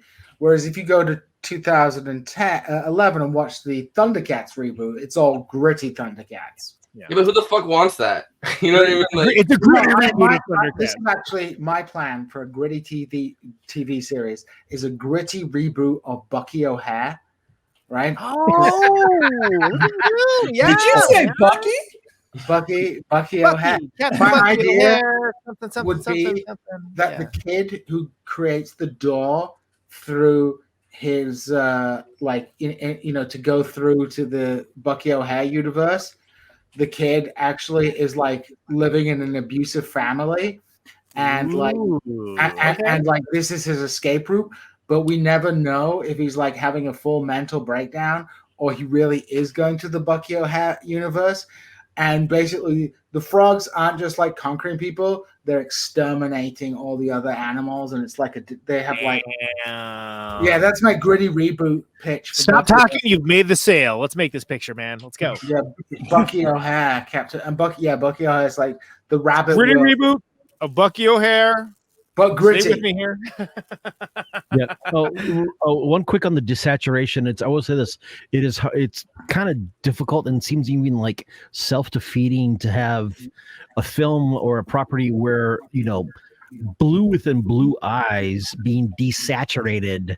Yeah, it seems like why would you you gray within gray eyes. Yeah, you take this, you take that slider and you ram it all the way to the right. Come on, this isn't that hard, but.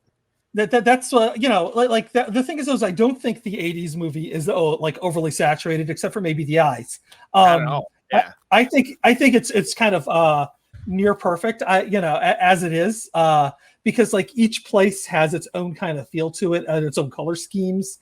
For the most part, I don't think it's perfect. But I do think a lot of thought and care went into all those decisions. What you're seeing on screen. And 80s was very beige. Everything in the 80s, like remember like all the wood paneling and the brown suits, going into the 90s. The 80s were so beige. Everybody thinks of it as like neon colors and whatnot. It's like, no, it's like you wear that on the background of like beige on beige on beige. Like, look at my childhood. Cafeteria. Look how beige this is. Yeah. I'm talking more about, I guess, like sci-fi filmmaking more than I am talking about, because we've had this conversation a bunch of times about like how everything kind of that was making any kind of statement in the 80s had to be making the statement in such an absurdist kind of way, because the consensus was so like, business oriented. We had this conversation with Repo Man, we had this conversation with tape heads, like, you know what I mean? Like everything had to be so absurdist to that point. So I guess I was using the saturation point as like a metaphor almost, like, you know what I mean? Like, but no, sorry, I didn't interrupt, but I was going to say, I actually have a point to the saturation, which is, you've seen all of Villeneuve's movies, which I've seen almost all of them, and I love all of them. Enemy, if you've seen Enemy with Jake Gyllenhaal, whatever. Excellent use of desaturation within the story to show, and if you haven't seen it, I don't want to spoil anything because it's really good, but like, it also has got to turn around at the end that you're like, what? But like the way that he has everything just be very like tan and beige and just kind of like washed out of all color. It's specifically, the cinematography is set up in such a way that that's part of the story and almost a character within the story. So I trust that dude that, like, if he's doing that for those shots, then maybe that's that way for a reason. Because the guy really has an incredible sense of color and composition. That's in all of it, Cesario, Prisoners, the Blade Runner sequel, Arrival.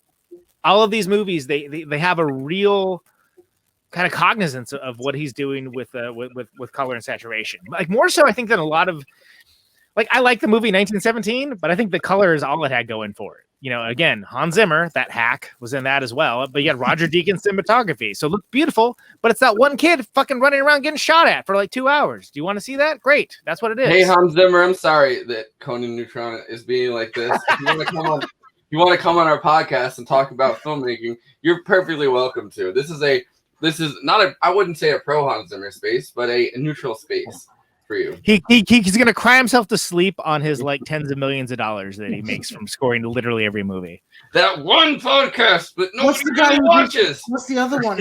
There's a Scandinavian chappie who did Tenet, and he did the one with Baby Yoda, the Mandalorian. What's his name? AKA the one with Baby Yoda, yeah. That guy. Who did the score? Hey, let me check there real quick. Let's say, did you put the director or what? Man, no, the guy who did the score. No, he's talking about the guy who did the score for that. I don't remember. I know you're talking about. I don't remember, but he's much better. I like that guy. The Tenet he's less hacky. Yeah. The Tenet soundtrack is a good soundtrack. It's a shame that soundtrack was wasted on such a piss poor movie. It's mid-tier, I charitably we can call it mid-tier Nolan. That's like, which is like, wow, incredible concept, and like that was okay. You could have done a whole lot more with it. That's Nolan's movies always look good, and he has there are always good aspects to his movies, but sometimes you just go, it's like the idea is like. Honestly, I thought the idea for fucking Tenet was kind of a bit stupid too. Ludwig Göransson. Göransson, yeah. But no, I Tenet is interesting because I finally watched it, and it's interesting if you watch it and realize, much like certain bits of Christopher Nolan's the fuck was his dream film? Much Inception. Yeah. So much like that. Tenet makes sense if you realize this is the closest to a Bond film he is ever going to be allowed to make. It's a Bond film with reverse time travel, basically. It's like you have your dudes, clean cut dudes. One of them is English. Apparently, Robert Pattinson says he even patterned his accent on Michael Caine for some strange reason. But you have clean cut dudes in sharp suits, globetrot. I mean, there's a fucking catamaran race. It's like if your film is a catamaran race, it's like, okay, yeah, there's some Bond shit going on here. Can I also say that that ties it back to Interstellar, also a Nolan joint, which has anybody? Hans Zimmer? No, not Zimmer.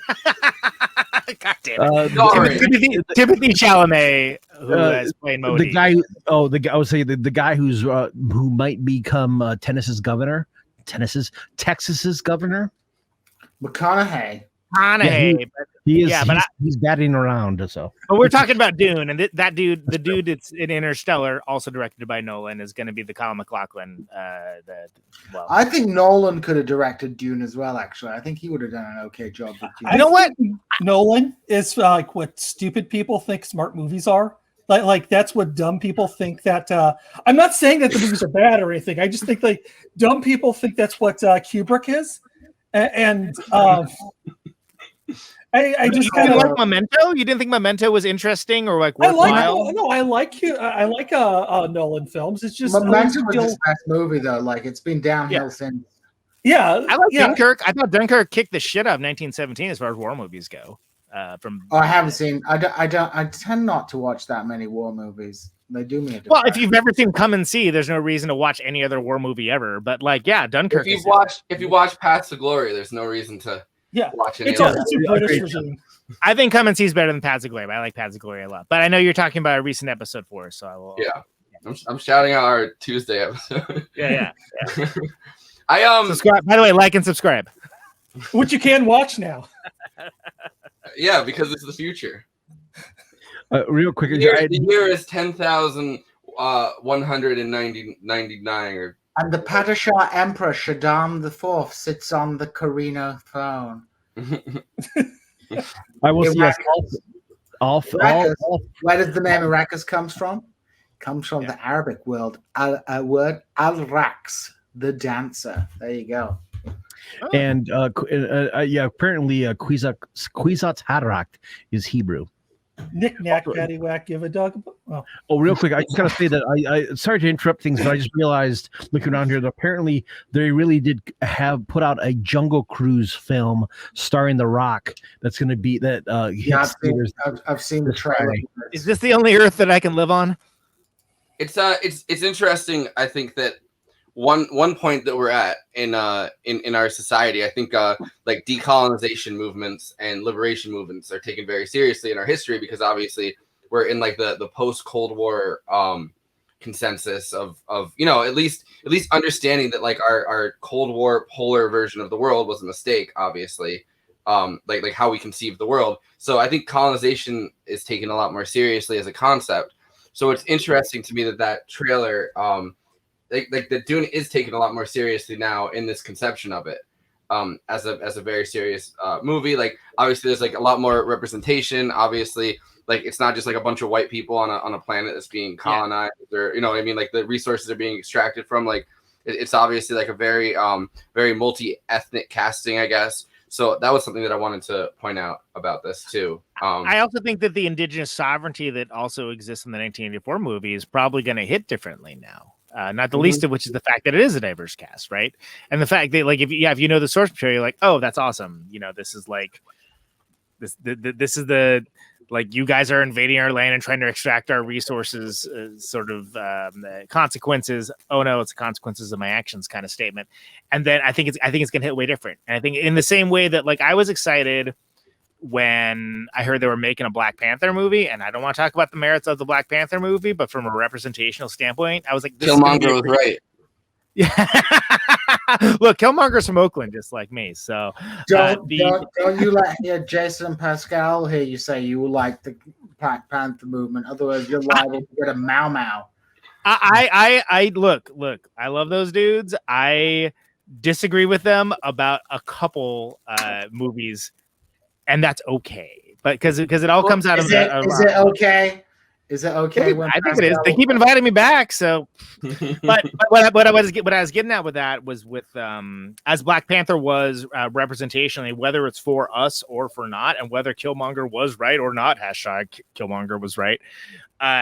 I think that the indigenous sovereignty aspects, as well as the class solidarity things, again, assuming it isn't excised like the ecology aspect was for the 1984 movie, I think it's going to hit differently. I think people are going to I think that's going to be foregrounded. I think that's going to be something that like people like are thinking about a lot when they're talking about this film. Maybe not. I don't know. We'll see. Maybe they dumped it. Who knows? watching the trailer, it's something that I felt like they were taking very seriously, which is definitely good. But you know, after watching, I guess like the white people as colonized Middle Eastern like, you know what I mean, like people, like version of it in the 1980s. It's interesting to see that treated so seriously, to think about where we were at that time, I think, culturally, and where we are now. Although I will say I will say the one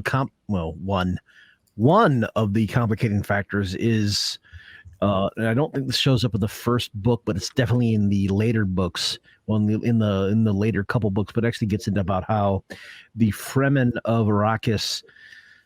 I mean, at some point, it's kind of a thing of like, I mean, they weren't biologically from there, so at a certain point, is like, how far back do indigenous claims go in terms of? I mean, I think they'd been there for, for a couple thousand years, but at least so had the Bene Gesserits, working among them to kind of just like to salt various, to salt this mythology in there, just in case they had a few of their agents who wound up crashing on that planet and needed protection or something. Well, I mean, but at the same time, a couple thousand years ago, walking across the Bering Strait, like, like our conception of indigenous people weren't necessarily fully from here. If you talk about where humans originated from, yeah, it's true. So it's an interesting, because I think that's when it comes to colonization and when it comes to those conversations, like that's something that needs to be, thought of in a nuanced way, because I mean, because humans all originated from the same, at least the same area, and everyone kind of moved outward, and we're kind of learning more about that, and maybe that's not fully the case, and that there were groups that, like, we're constantly kind of discovering, that our timelines are kind of not as detailed as we think they are, I think. But like it's a it's a conversation that when you talk about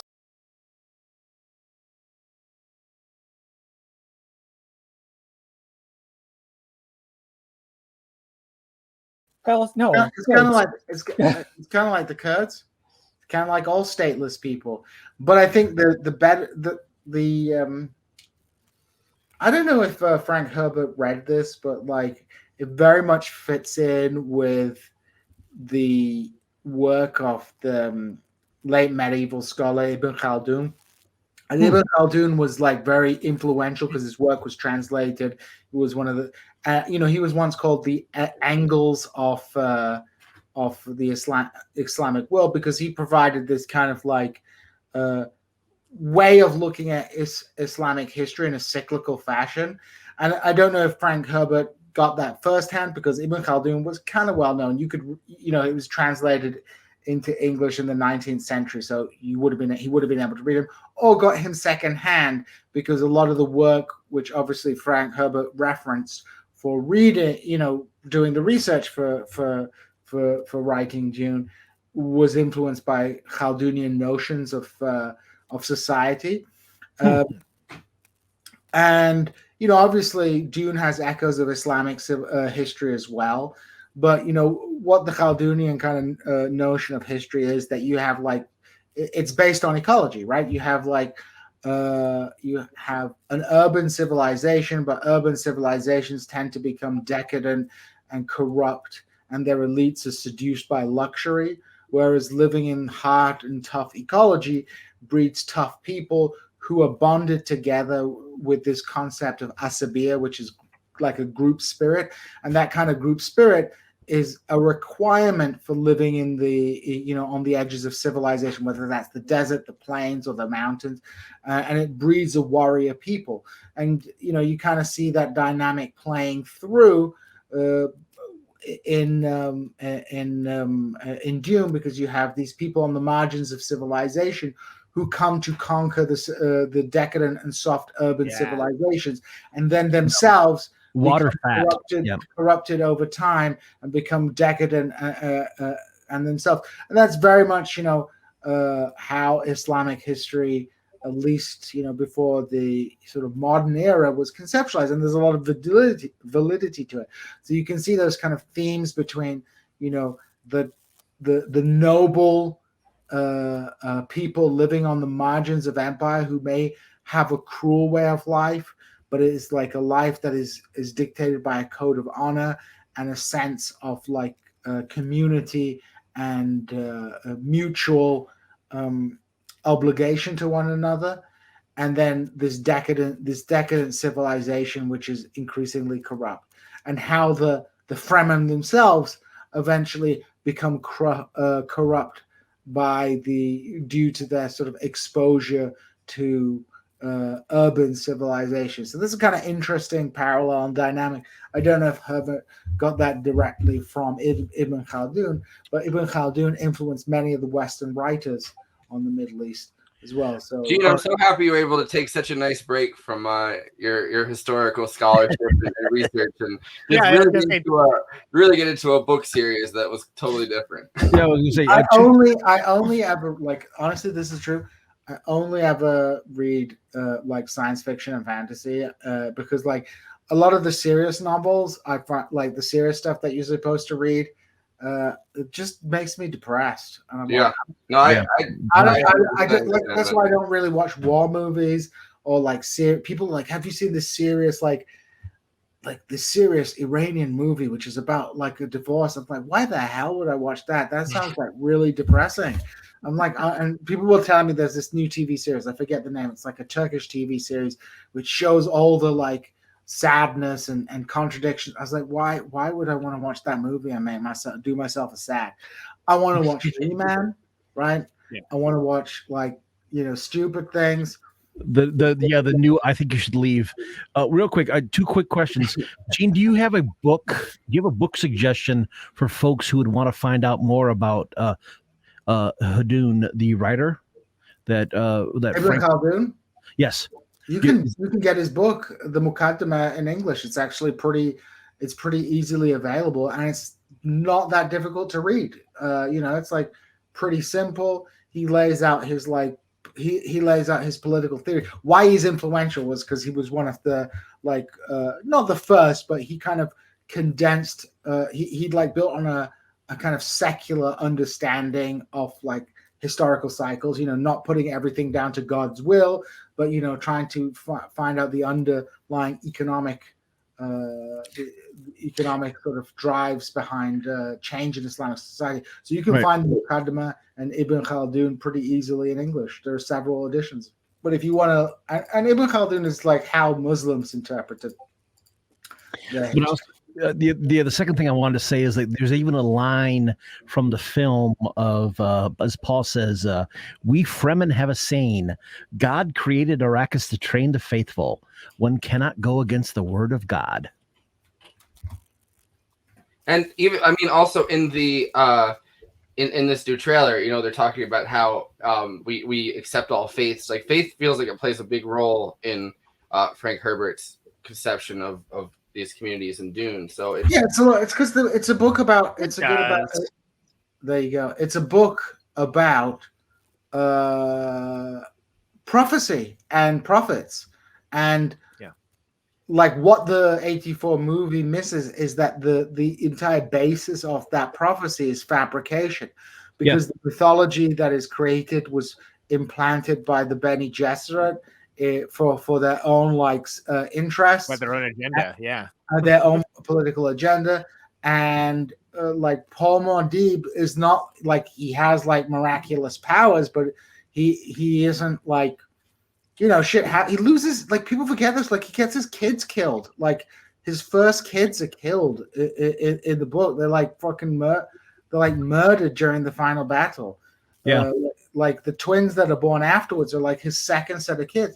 So it's a whole and then Paul, like for the next 2 books, Muad'Dib is like just fucks off. He's like, I'm done with this. This is bullshit. I don't want to go. I don't want to do this. It's nuts.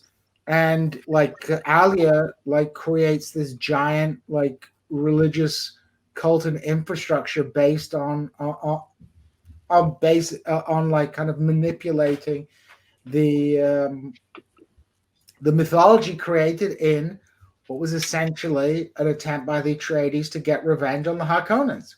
Yeah, almost like I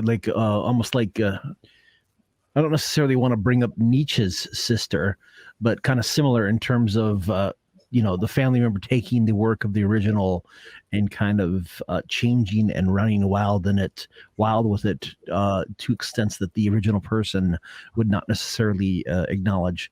But yeah, that is one of the also too on your point about the thing that the 84 film misses is and almost like the syncretic nature of the religions. Again, we, as Virginia Madsen tells us in the opening talk, this know that it is the year 10191. So you have the two of the biggest faiths they talk about is Zen Sunni, but also the Orange Catholic Bible. Yeah, and yeah, exactly. Like faith is a critical part of this book about like lifting the curtain on faith as well, because it is, I think there's a kind of critical aspect to the religious aspect of it. And again, it kind of mirrors the origins of Islam, because Islam as we know today was not created until long after the Prophet Muhammad's death. Like the Quran was not compiled until after Muhammad's death. The main schools of Islamic law weren't really formulated until a couple of hundred years after Muhammad's death. So it's kind of like watching Frank Herbert is kind of giving a story about how this new faith was created, the unleashing of this sort of noble savage people, the Fremen, and that their martial energies that are basically mobilized as the foundation of this empire, because the second book is all about this new jihad that is taking place in the name of Muad'Dib. So it's like there's a lot of parallels with Islamic history. There's a lot of which I think is interwoven with the ecological themes that are in the book, because this notion of ecology and how it shapes societies is very much found in Ibn Khaldun's work when he talks about people in the city are like like sheep, are like sheep because they're protected by walls and they're they hire guards to fight for them, whereas the people on the edges of civilization, they may have a cruder lifestyle, but they have some kind of noble codes and group solidarity that breaks down under the pressures of empire and urban civilization. Yeah, and I think that plays a point in the text. Like there is literally an insult. Maybe it's, I don't know if it's literal, but it is definitely an insult or a pejorative the Fremen have to the city dwellers. He calls them like, what is it? Either water soft or water fat. Of like all of these, all the colonial imperial types. So it might be, I mean, maybe not reading into it, but at the same time as we've done this stream and like I've watched Dune a couple times, in the last couple of days, I've been kind of doing this weird like CIA like Cold War book reading binge. Like I read everything by Stephen Kinzer first, and now I'm reading like The Devil's Chessboard. And good year, that's heavy.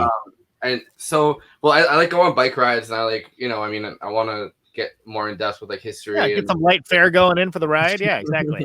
Yeah. So, but no, positive history. Yeah. So I was thinking about, I guess, decolonization as an idea, and the fact that when Dune was written in 1965, we're kind of leaving, for the first time, I think during the Cold War, like Kennedy was raising these points before his passing in 1963 that although he was a Cold Warrior and not a great foreign policy president, he also kind of raised these points about colonization and about like the third worldist movements and how we need to support liberation or else it kind of he thought that like those nationalist movements which weren't inherently anti-American necessarily, I mean, except where we were imperialist, you know what I mean, or that weren't inherently leftist. If you didn't support liberation movements, that suddenly that you were that obviously they're going to turn to the Soviets, which is kind of not the point whatsoever, I think. But still you have those things being raised for the first time, I think, by Kennedy,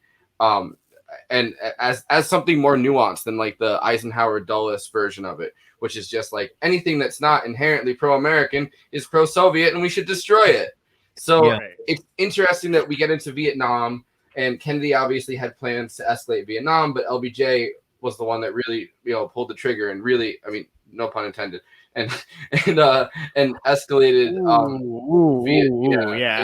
Vietnam to that point. So it's interesting that Dune comes out in 1965 as that's going on slowly, and our conception of our like Cold War bipolar, for lack of a better word, conception of the world is kind of coming back after a few years where it seemed like, I mean, Algeria was happening, like all these different times where Kennedy was like, well, maybe it's time for a more nuanced treatment. And it feels like this movie is, or not this movie kind of glosses over the whole thing. But like the book is written at a time when maybe colonization is treated for the first time, decolonization with some nuance and some understanding. Which I think is interesting because by the time it's the 80s, I mean, Reagan obviously is just a fucking sociopath, like as all of our presidents are. But, I mean, like Operation Condor and everything is taking place where it's just like Reagan's like, no, burn it all to the ground. Like if it's not deferential to American interests. So these two things are taking place at a time, I think, where colonization is or decolonization is at the forefront of people's minds versus a time where maybe that kind of takes a back burner. But it feels like now we're at a time where colonization and the ideas of indigenous sovereignty, like all of this stuff is taken a lot more seriously in the last few years as topics that, like, people like even kind of the most mainstream politicians at least play lip service to it, even if their policies are inherently destructive. Like, I mean, I think back to and I think Jason Miles played the Marlon. Was it Marlon Brando with the Godfather Oscar speech where he sent an indigenous woman up there to accept his award for him. Actress. I mean, that was considered so radical and so crazy that, like, there was talk of, like, if he hadn't had the goodwill from all his like years and years of work that the Academy has honored, like if he had been like a younger man, if it had been like the On the Waterfront like era or something along those, he might have been given the treatment. He might have been given the Rose McGowan treatment and just. I swear to God, if you weren't the best actor that we've had in the last century, we'd fucking destroy you. But because it was a radical action, and with the efficacy of it, and like whether it was the correct messenger, I don't care. Like, frankly, it doesn't matter to me, because the point of fact is that someone with power used that power to platform an individual with a message, and that message is something that at the time was not getting through. I mean, I think at the same time Alcatraz was like taken over. That was like around the same era. I mean, I was busy being a time. I don't know, man. Like, yeah, a few about according to the wiki, 3 or 4 years before that speech that was when Sachin really came to prominence. Just real quick, coming back to, like I've said a million times already for this show, but I think that the indigenous sovereignty message in the 1984 film works well, even though they don't look like indigenous people representation wise. They're like but they're like the Braveheart version of indigenous people. Exactly. Sure. Right. But in that same way of that, I think it's, and I mentioned this before as well, that I think that hopefully in the Villeneuve Dune, we're going to see that with representation, and it's going to be impactful for people. And in a way that, like, that has, not that like, oh, all praise Marlon Brando because he did this thing, but like, because those types of actions have become more mainstream, I think that, we might see the needle move on that. Or it might not be in the movie at all. I don't know. I haven't seen the movie. I've only seen the sequel, and basically I use an excuse to bash Hans Zimmer, who's a hack. But whatever. I mean, I think that it comes through in the trailer at least. Like it looks like it's gonna go that way. Yeah, exactly. Yeah.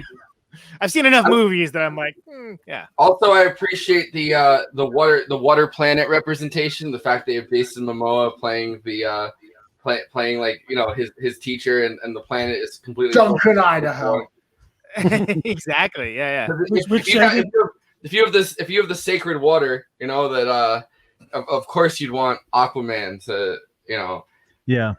To top it off, like if he climbs up a wall, he would make a woman do the O face, just like the fourth book. So. No, I was going to go each person to give their concluding thoughts. I know you still have some stuff you wanted to bring up, so I just feel like we've hit. I still think of Jason Momoa as Khal Drago is all I was going to say for that. Or all right, so I guess I'm gonna go backwards to the way that I did it, to start out with, and ask Jeremy. So concluding thoughts and anything else you want to add to this conversation before we go?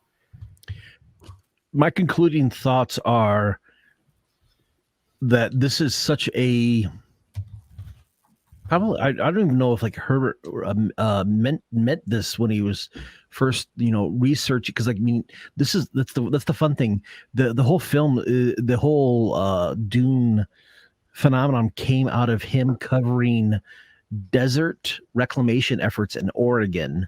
And for plenty of people who don't live here in Oregon, don't understand that, yeah, we got deserts here, and like a lot of them.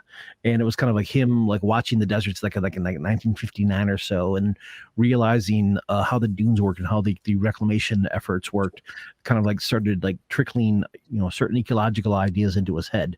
But I want to say is that this is one of those things where you can't just do an episode or like two. We've gone for like 2 hours 15, and we're only talking about like one film. A film. Like, it's not. I mean, you can get not just like 6 hours of talk about this. You can get like entire full on like. You can do entire podcasts just about like Dune ephemera and years worth of content here, talking about the stuff about how rich it is and how much it is both real world things kind of feed into it and come out of it, and how it mixes with everything else, and how a lot of people encounter it and it has affected them in their real lives. Other than that, all I gotta say is I hope to Christ the film does not suck and or is boring. It would be very, very hard for it to be boring.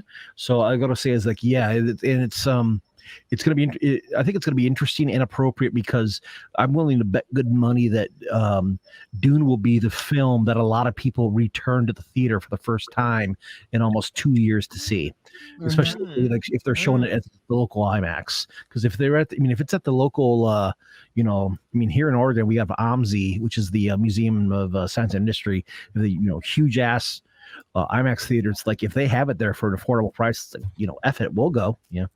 So, yeah, and I think it's also interesting that it's still kind of done in this way that it's available on HBO Max, obviously, which everything on Warner Brothers really is, all of their big releases, but it does feel like a movie that you want to see in a theater. I don't think that it's necessarily a movie that you want to just be like, all right, well, I'm at home and like it's Saturday and I'm bored, like I'm gonna watch Dune. Like I think it's something that it seems like a cinematic, like it seems incredibly cinematic in the sense that you're not going to want to just sit at home. And it does seem like, as theaters are really struggling through this pandemic, as they've been struggling in general, even without the pandemic, we have so much streaming content just to watch at home. I am curious to see that part of it. Andy? No, I was just going to say the big thing about I liked the different cuts. We didn't talk about like which cuts we watched, because I think you sent out like a fan cut. And but I said the one that Conan sent to me, which is the ostensible release extended cut, but with the miniseries like level of extra narration with like the stills and stuff like that. You notice it mostly in the first 10 minutes. Well, I noticed the big thing with the cut that Jay said sent out was the weird cut in sound, like the sound and the effects weren't all the same, and it drove me nuts a little bit with the sound especially. So I'm glad I watched the theatrical cut the night before I watched that one, because the theatrical cut actually, it's a 2-hour movie. It's not, it works actually as a film, and I don't think enough people, can say it's like because I was actually bored during the one where they explained everything. I liked the theatrical cut. I do think a few of the scenes could have made it back in there, but doesn't matter. There's like 14 different versions. I think the guy that edited that and sent it to Vimeo, I'm pretty sure what happened with it is that each so there's a bunch of deleted scenes obviously that came up on the DVD. And I think what he did is he took the theatrical release and then cut those scenes back into, if I'm not mistaken, that's what it looked like. Which didn't have the professional Foley work or same level of even noise floor in some cases. Or color corrections or the score matched or anything like that. There's a lot of little problems with it that made it really hard to watch. And it's like 3 hours of just weird score cutting. I'm glad I got to watch the kind of, the theatrical cut. I wish there was like another option, like the VHS release.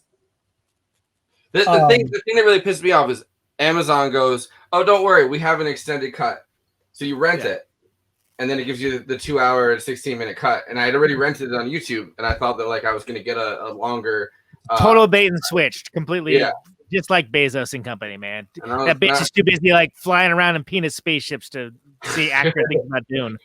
I do think it's amazing that he kind of looks like a penis, and then his spaceship kind of looks like a penis. You know. All right. So, Djene, concluding thoughts. Dune 1984 is a watchable movie with some beautiful acting and some beautiful cinematography. But I wish they had put that in the DVD as the recommendation. But watchable movie. Good cinema. I've watched it so many times, so I do like that movie.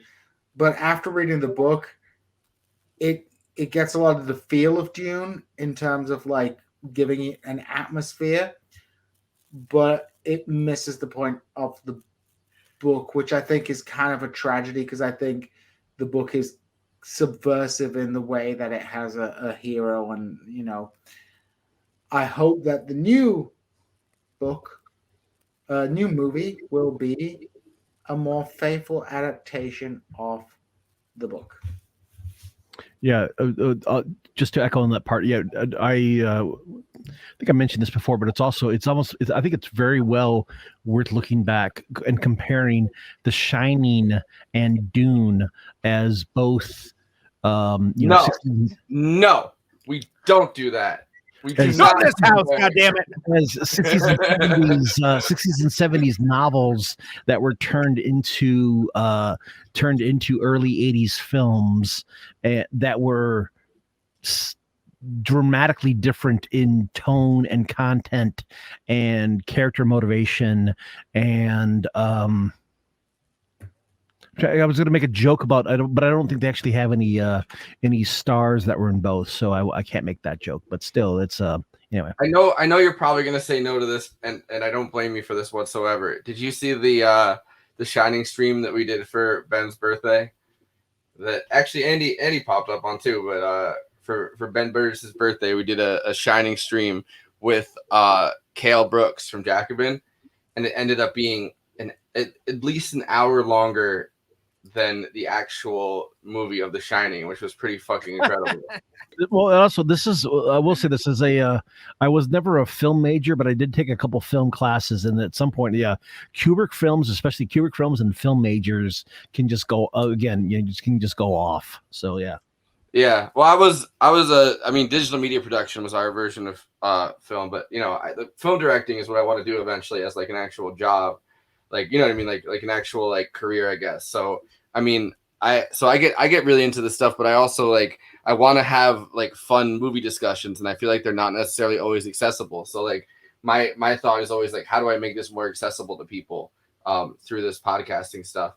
But Conan, all right, we're to you, I guess, at this point. Strap in, baby. So so a few things. I'm excited. So as I mentioned, I'm a big fan of Villeneuve's other movies, and I think when I heard that there was going to be another Dune made, I was like, ugh, no, like I'm sure that's not going to be great. But then, like when I was like, oh, it's that guy. Oh, interesting. That actually might work. So I have strong hope that it's going to be totally kick-ass, and I think it'll be unique and interesting if nothing else. And I look forward to it. And I say that as a huge fan of the 1984 Dune. I do wonder if there's going to be any cat milking, maybe in the new one. As a boy action figure. Did you? The Sting came. There's an action figure of that. That's incredible. Sting came with the cat in the cage. when I saw this, I thought of in the newer Star Wars where like Luke has milk. Yeah. We drinking the blue milk. Yeah. with unbroken eye contact. Yeah. Exactly. Well, and then there's also the there was the faux action figure, like with like milking apparatus or something that somebody put up as a gag. You know, hey, I still think that the best recent Star Wars is Rogue One, but which is written by my old friend Gary Whitta. And not the least of which is because it actually made Darth Vader scary again for that last 15 minutes. But we're not talking about Star Wars, we're talking about Dune. And so again, as just like with the cat milking, Brolin is playing the Patrick Stewart character. Come on, what's his name? Everybody, Gurney. Thank you. Yeah. And I think that's brilliant casting. I do wonder if he's going to be going into battle with a pug like Patrick Stewart was, because that was I want to hear Duke Leto. Yeah, I want to hear how Jason Momoa says tacos before I commit to this. Right, before I commit to this one way or the other, I got to hear how he says tacos. No, but I like tacos. I do have friends in Cleveland who they named their pug Leto, just straight out of that because of that. Really, scene. That's awesome. I mean, if you look on the Letterboxd reviews, you would think that the pug was like a leading actor in the movie for all the people like mentioning it. But it is notable. And when I noticed again, I was like, why does he have the dog with him? Like that is like, okay, that's it. But why not also? Because in Dune, dogs are apparently just dogs, and we got him. You can't go into battle with a cat because the cats get all skittish. That's a good boy. He's staying calm, right? Yeah. So last thing is that I can't believe we talked this long and we did not talk about how brilliant Alicia Witt, a very young Alicia Witt, about the same age as me, was as Aaliyah, because it was one of her first acting roles, because as a certified genius, she was quoting Shakespeare and stuff like at a very early age. And she's had a long and storied career, including Cecil B. Demented, Sopranos. Quoting Shakespeare in The Voice? Was she using the voice? One can hope. And some of these stories sound like stories that your friends tell about you, like when people get a little drunk or something along those lines. Yeah. But she is actually a certified genius and a musical prodigy. Also shows up in Twin Peaks as Donna's sister, for those that do not know. And she is shown even like in credits of certain scenes is just like, you know, doing a full-on like piano recital in at least a couple episodes. And it's her. It's that's her playing all that. And also in the greatest TV series ever made, The Sopranos, as the D-Girl episode, which is one of honestly the best episodes of that show. So when Christopher is trying to get his movie made, yeah, exactly. It's I'm a big fan of Alicia Witt. She's in an underrated season of Justified as well, many other things. But yeah, that was her first role as a 5-year-old, and she was in The Walking Dead with Xander Berkeley.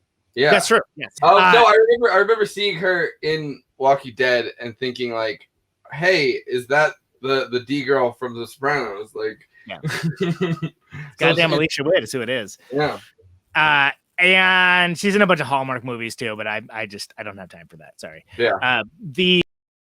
But then come back to the summation of the 1984 Dune, whether you call it the Lynch version, the Laurentiis version, I will literally argue any side of it. Like, I will argue that it's like an incredibly underrated film that people like do not appreciate. I will argue that it is a terrible film that swings for the cheap seats and totally does not connect.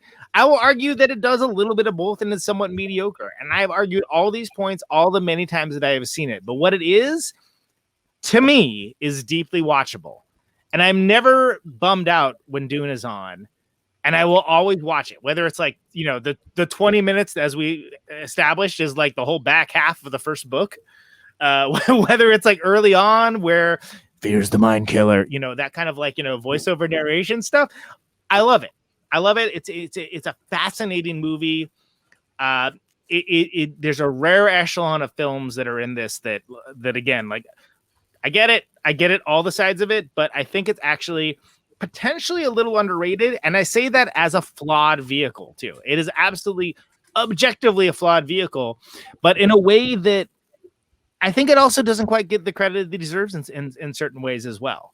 And that made it sound like I'm being kind of wishy-washy about it, but I honestly do think I'll argue any side of this movie, and I really dig it. Of course, you can hear Conan Neutron on his famous podcast, Conan Neutron Vacillates, where every episode he gives a different opinion on a variety of subjects. I actually think that his review of Dune is like Jabberwocky's Dune, when Paul suddenly can see all timelines at once, and he sees all movie ratings of this movie at once. He's able to see the 6 hour David Lynch cut. He is the Quizzack. Well, he also sees Knick-knack paddywhack that can see the version of Dune that we all want to see. The sleeper has awakened. Really quick, I do just to hop on to Conan's review. I will say that I think like Everett McGill's performance in particular, I think is very underrated, and I don't think he really got his due until probably. I mean, not until like at least like Twin Peaks or People Under the Stairs. So. Everett McGill played Stilgar for so we have Wormside. He was also in Under Siege too. Let's not forget that. Under Siege with Unrecognizable, where he uses pepper spray as breath mints with a weird white hair, whatever you call it. Anyway, that's my contribution. So I think Dune is the perfect film for this type of show where you get a bunch of different folks with a lot of different opinions, because it is very easy and understandable to argue almost any opinion of it, including one coming from the perspective of loving the books, which again, as I've established, I've only read the first two. Love them. Absolutely love them. But like, it's a crazy ass movie. I think we can all agree.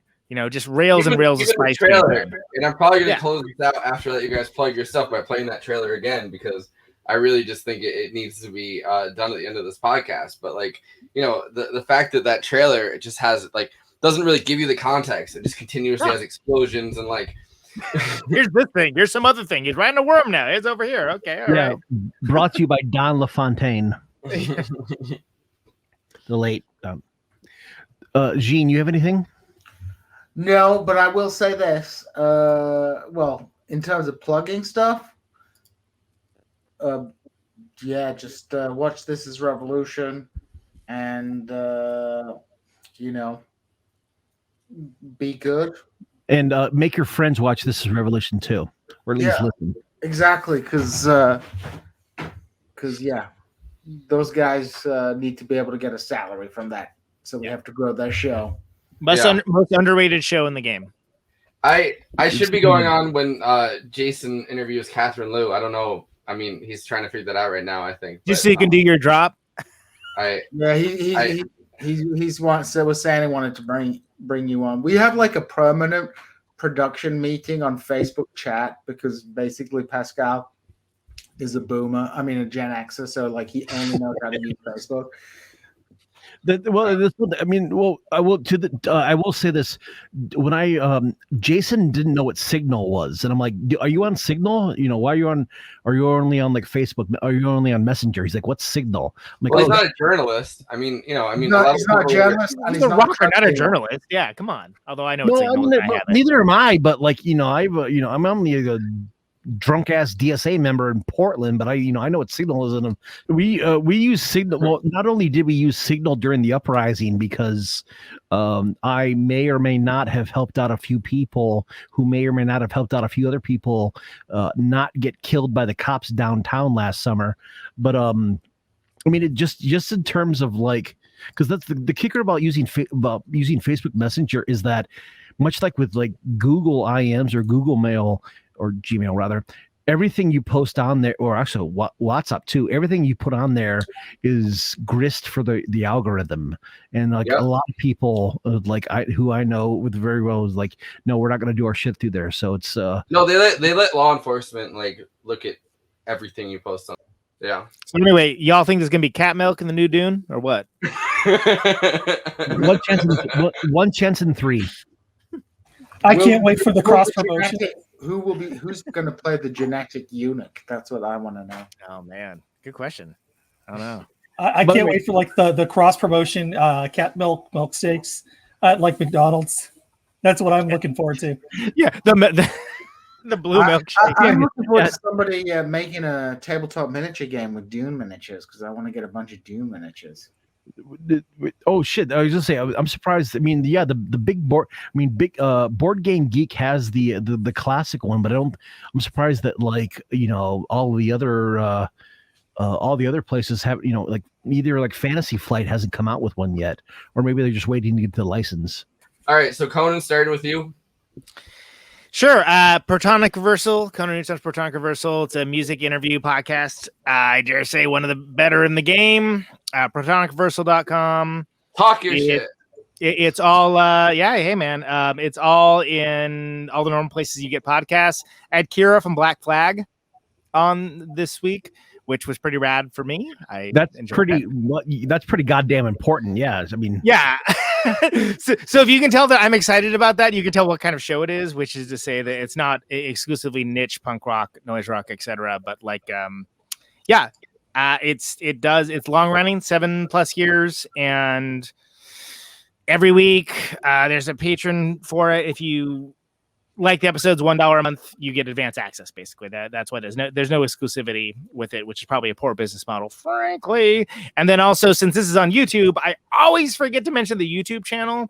Last year, I started putting it up on YouTube and actually doing video for the episodes. That's on there.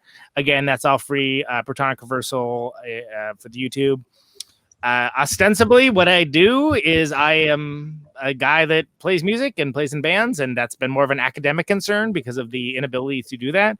But Conan Neutron and the Secret Friends, Bandcamp, ideally Spotify, all those normal things. We're playing the Wisconsin State Fair, which I'm tentatively very excited about and very stoked about the fact that there's a large gulf between us and the audience because that's the only way I feel comfortable doing shows right now. And then knock yourself out. All right. Well, yeah, I mean, there's a big crossover between, punk rock, ostensibly whatever it is I do in sci-fi as well. And I'm a huge sci-fi enthusiast as well. And so, it's always an honor to be on talking with Forrest about anything. All you guys, like, I seem to end up on all the shows that have literally nothing to do directly with politics, which are hilarious to me. But always happy to be here, and I'm a fan of the genre and a fan of movies. More so, I think the pandemic in the last year kind of reignited that for me. For a while, I actually wanted to be not a director, cinematographer, and I kind of let that go, and that's fine. My life went a different direction. Like, I wanted to. My mid-20s crisis was that I was going to quit my job and teach physics. So my life went a completely different direction too. I wanted to be a cinematographer and end up as an editor. Not even related to. All right. But do you know who edits a lot of movies that we all know, including Fury Road, for instance, as well as many others? Kira Rossler from fucking Black Flag. Really? Game of Thrones. She won an Emmy for that one. The John Adams miniseries. It's why. So like, there's the first. I'd say the first like 20 minutes of that episode is basically me like asking about all that shit because it's hilarious. And the fact that like Fury Road lost to the movie with the bear, Revenant. That year was like, come on, really? The one with the bear? Revenant was given an Oscar. Best editing. That bad movie was good though. It's fine, but from a sound editing perspective, the Revenant versus Fury Road, are you fucking kidding me? That's true. I think Revenant was given a lot of sound design. But I think it was given a lot of token Revenant's fine Oscars because of like Leo not getting an Oscar, and then they were like, oh, let's keep giving shit to the Revenant. They give that some pity Oscars. That's what. Yeah. Because every time he's been really good in a movie, another movie's come out at the same time. He gets totally cucked. Yeah. I forget that people have everything. By the way, everything. I forget that people have like kids and like a life and everything. They're not just trying kids was kids. I don't know. From kids, yeah. But So who did anyone not plug stuff they need to? I mean, Andy, do you want to plug anything? Yeah. Yesterday I was on Bad Takes, my show, and we discussed Gunman with C. Derek Varn, which is going to be a lot of fun because I don't know if any of you have seen the movie Gunman with Christopher Lambert and Mario Van Peebles. And Patrick Stewart. Patrick Stewart has a mustache and a dodgy accent. It is tacos. Well, he I'm starts going himself, with my African accent. friends to get tacos. Well, he's burying a woman in the opening scene, and he's like, "Am I a bad person for burying her alive?" And it's just like, what are you doing? Sometimes when I bury a woman, I cover her with dirt and feel like I'm making tacos. Everybody in Dune was a mermaids, and that's why the Fremen were collecting water so they could become their final form. Yeah.